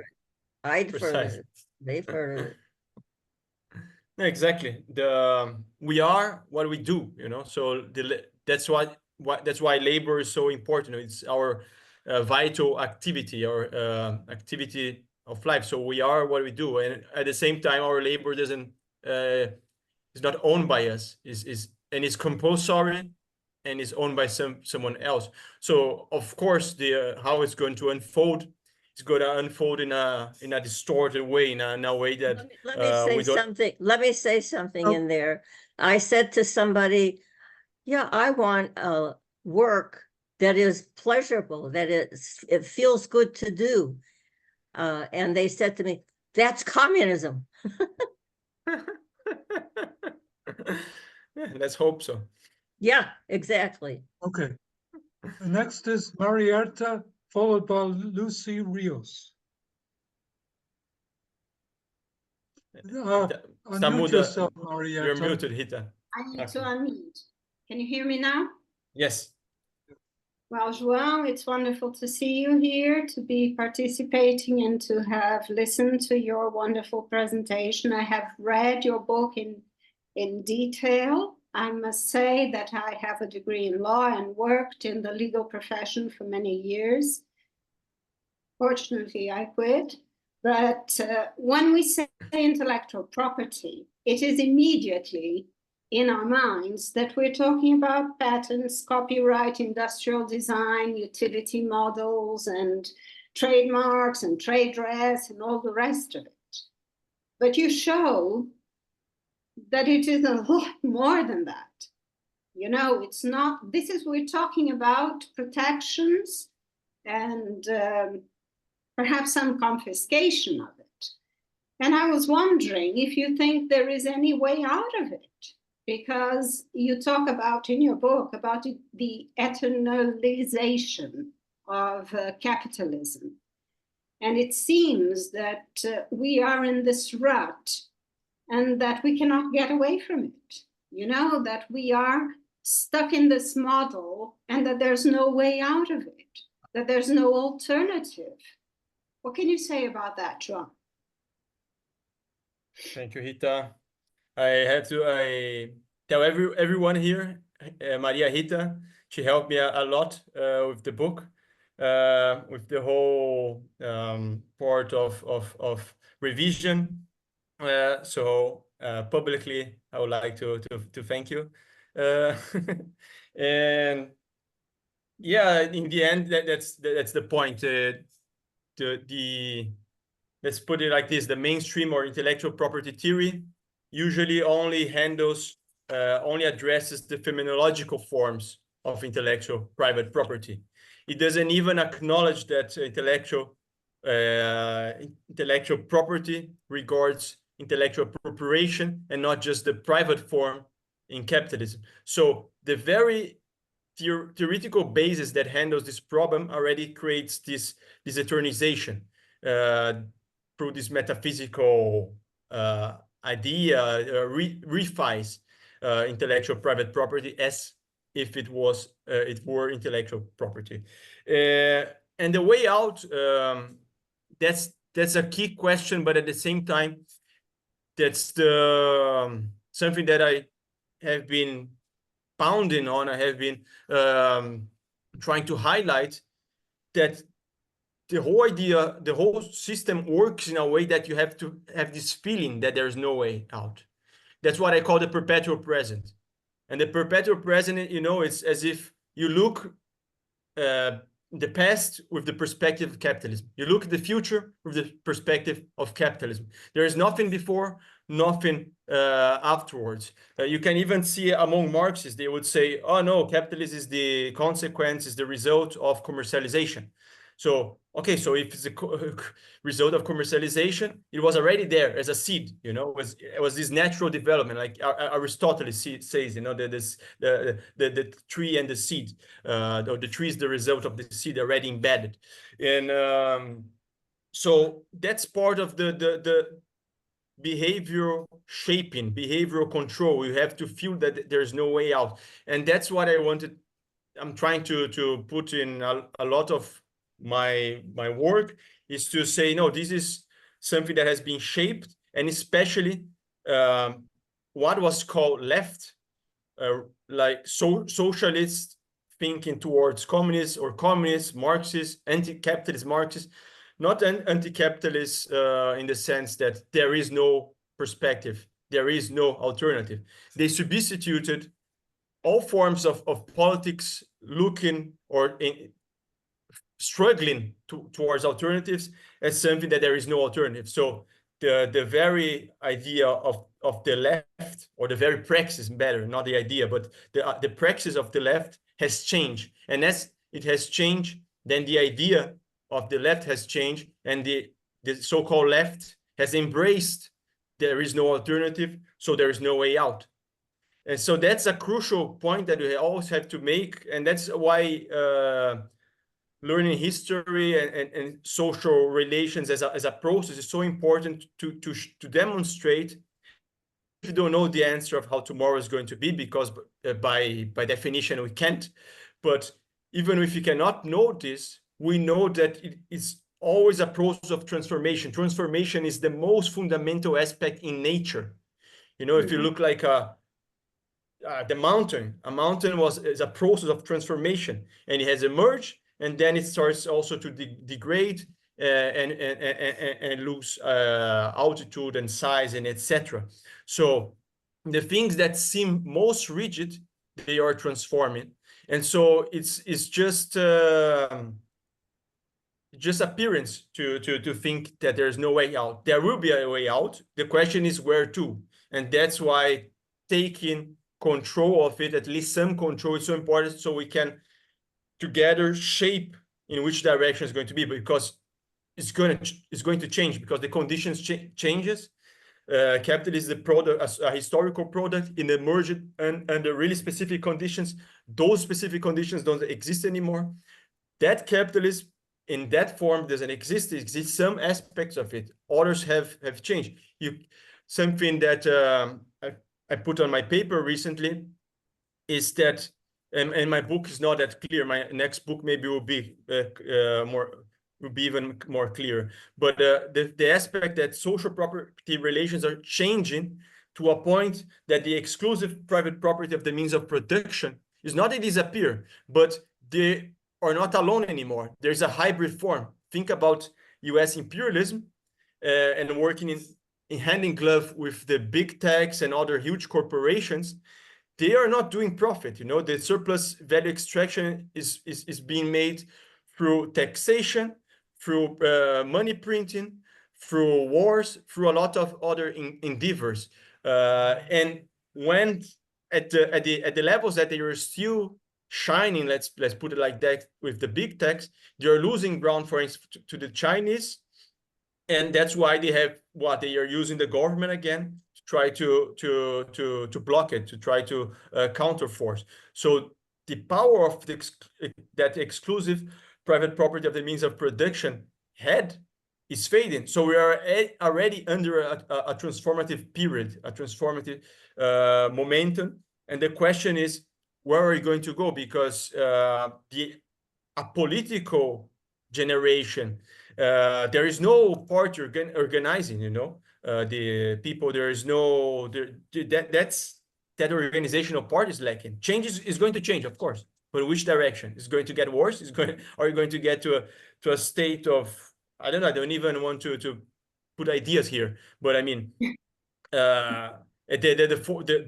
you know, that famous notion of socialism or barbarism or barbarity or things like that. You know, for now, it's not finished. It's not over. The influence China is taking and playing worldwide is gonna help or play a huge role in this reshaping. And I have been convinced by reading Domenico Losurdo that China is indeed socialist. Before, you know, there's so much propaganda that it's really hard. And after that, I start making a lot of research on the topic, and it seems to me that's true. And it makes sense, that notion, socialism with Chinese characteristics. And we have always to understand, socialism is a path, is not an end game. So how each group of people, society, is going to make this path, is going to make the transition, will of course be different. So, but as they're getting influence, we can imagine that they are gonna play a fundamental role in this reshape. They're already doing with BRICS plus CSO, BRI, etc. So they're already playing, but of course, the West is incredibly dangerous, has a lot of power, financial, soft power, military. And if I may digress one last point, I think they are all related to the dollar system. So when the dollar system crashes, then I think it's going to be when hell is going to break loose. And we have to see in which direction we're going to go. But if you think about the soft power, like financial, soft power, cultural, media, etc., and military, they're all based on the dollar system. With that, without that, how the US is going to do it, and then how Europe, the satellites of the US are going to do it as well. One of the few countries in the West that had a really strong production, Germany, now it is losing it. So they're shooting themselves in the foot more and more. So I don't know, even if it seems no way out, if you start studying, you can see a lot of cracks, and with cracks come possibilities. So I think it's enough. Thank you. We have room for one last question, and that's Lucy Rios, and that'll be it. Thank you. Thank you very much. Hi, thank you so very much for your presentation. I learned a great deal, and I'm very glad that I'm here with all of you. I had an interaction in the chat. Now I wanted to mention it here only because it's been in my head for a long time. I think that all knowledge and all intelligence and all creativity, everything that comes out of our brains is the product of those who are around us and the exposure we have to prior knowledge, as well as what we are presently going through, what we're learning about. And that this has to be characterized as collective. We cannot put an ownership on it. Not only that, but if you keep it enclosed as being your own and not belonging to humanity, then it dies. Because that's what we do. We communicate with others and we express our ideas, and those ideas get propagated and continue to evolve and create new ideas. And those new ideas are important, and if we don't let them go out, then they die. So my question is regarding the digital world. I know that there is some software out there which is free. It's called Free Source. I don't know if you've heard of it. I do a little bit of developing on the side. That's just creating web pages and doing very simple apps using JavaScript and some other languages. And I noticed that certain applications that have been allowed to go free into the internet have been picked up by the rest of the developing community and redeveloped and recreated, and they come up with a much, much better product. So in my opinion is that unless it's not allowed to go free, like what happened during the pandemic, the Moderna company, the pharmaceuticals that came up with this vaccine, and they refused to let it go free. And imagine the numbers of people that could have been saved in India. They refused the Indian government the formula for that vaccine. Because why? Because they wanted profit. So Okay, So let's yeah, comment and we'll wind up. Thank you. that's it. That's it. Thank you. Okay. Thank you, Lucy. Yeah, we have to think about knowledge as the brain, but connected to the social sphere. Social sphere, not something, again, abstract, but like you, everyone here as concrete people, you know, interacting, social intercourse, and also the environment. A huge deal of knowledge production has been necessity. So when necessity comes, it creates an incredible drive for creativity, etc. So, you know, this, we have to think about the dialectics of it, not just, you know, it's not the individual, it's not just the society, it's not just necessities or nature, we could put it, but everything like in tandem, if there are contradictions, steps forward, steps backwards, that's how it's possible. But the enclosure and depth of knowledge, that's the point I make in the book, because a lot of theorists, especially among intellectual property theorists, they conceive knowledge as something metaphysical, and as such, and even not only them, also you can think about Popper and Foucault and etc. Knowledge is this ethereal, an eternal thing. You know, knowledge cannot die, but that's completely false. Knowledge without the social actualization, it dies. That's why you have the notion of also dead languages. So we will never be able to understand a dead language, because a language, to be a language, it must be alive. So we have I just made the example of the concept of the left, you know, conceptualization, political conceptualization left. Now it means something different, because previously it was attached a lot of practical meaning towards something, and now this practice has changed, so the meaning of the left has changed. Now I hear all the time the notion of liberals being leftists.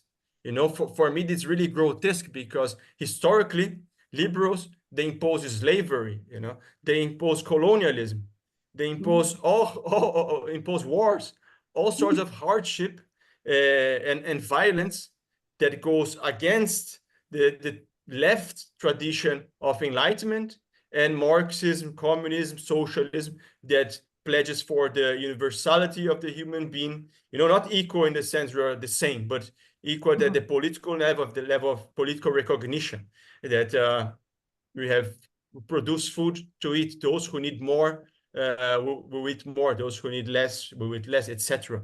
But reality connected to or economy related to needs, and not this ad hoc imposition. So yeah, knowledge in this sense is being crushed.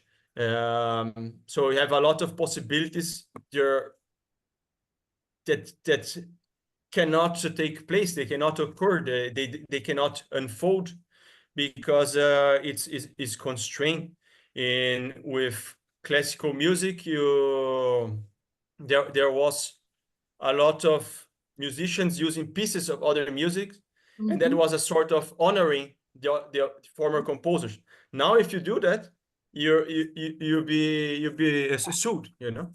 Or there are whole cultures in South Korea which has become a cutthroat neoliberal capitalism.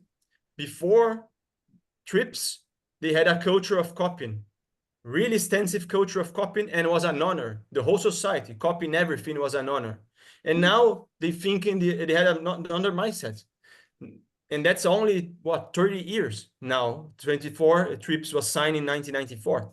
So only 30 years it has changed an entire culture. So the collective cultural memory has been destroyed. But of course, because the practice has changed, you know, you cannot be an idealist and think, oh, someone changed the concept, so things change. No, it doesn't go like that. It was not a law that changed as well. No, it was a whole practice. And with the material practice changing, the imprints and the doings and the social relations that creates new relations, they were bound to change as well, because they were now within a different setting. The basis had changed. So of course, how the relation would unfold would change as well. So yeah, the thing is, there are always the cracks. It connects to the question of Rita. I think that they will try as much as they can, or capital power try as much as can to enclose. But if they, let's say, by absurdum, they enclose everything. If they enclose everything, the very basis of the enclosure disappears. So what are you going to enclose? So that's how they make money, by enclosing, creating surplus value extraction. But, and that's the conundrum they have. So it's a game that it's not successful. So that's why, for instance, the iPhone, which, it's celebrated, Apple iPhone, as this telephone that revolutionized everything, even if it forget that there are other already phones like that, for instance, with BlackBerry, etc. But let's pretend iPhone was that revolutionary. But the whole major technologies in the iPhone were fostered, conceived by public funds, public money, university, government, through the military, etc. Afterwards, Apple just simply bought the patents and control the process, putting them together as a product. So actually society produces and the private company gets the reward, blocking others to take those ideas, that knowledge, and try to do something even better, even more interesting, even at whatever you want to call it, but to progress even more. Now it's blocked. So yeah. Okay. And it's a struggle, it's one of the sides of struggle, but it's a crucial one now, since they control the digital sphere and surveillance. Everything now is subordinated to the digital and financial spheres, and they are both connected to intellectual property or private property, like I say. So it's a huge side of struggle, and people haven't realized, because the few that know what the concept means, intellectual property, they think about the phenomenological forms, patents, copyright, trademarks, etc. They don't think about this, like intellectual appropriation and control of the mind, and how can we then give other steps, new steps towards change, if we're constrained of using those resources. So yeah, it's we have to keep struggling. Well, that's a lot to think about and a lot to struggle about. I want to thank you, João, for this very stimulating session. And I hope people will, when we post it on YouTube, that you spread the word to all your contacts and spread the word of our sessions to your contacts and friends. And I hope to see you next week with I've forgotten what it is, but it'll be a very interesting session. Yeah, our next session. So thank you, everybody, and goodbye. Thank you.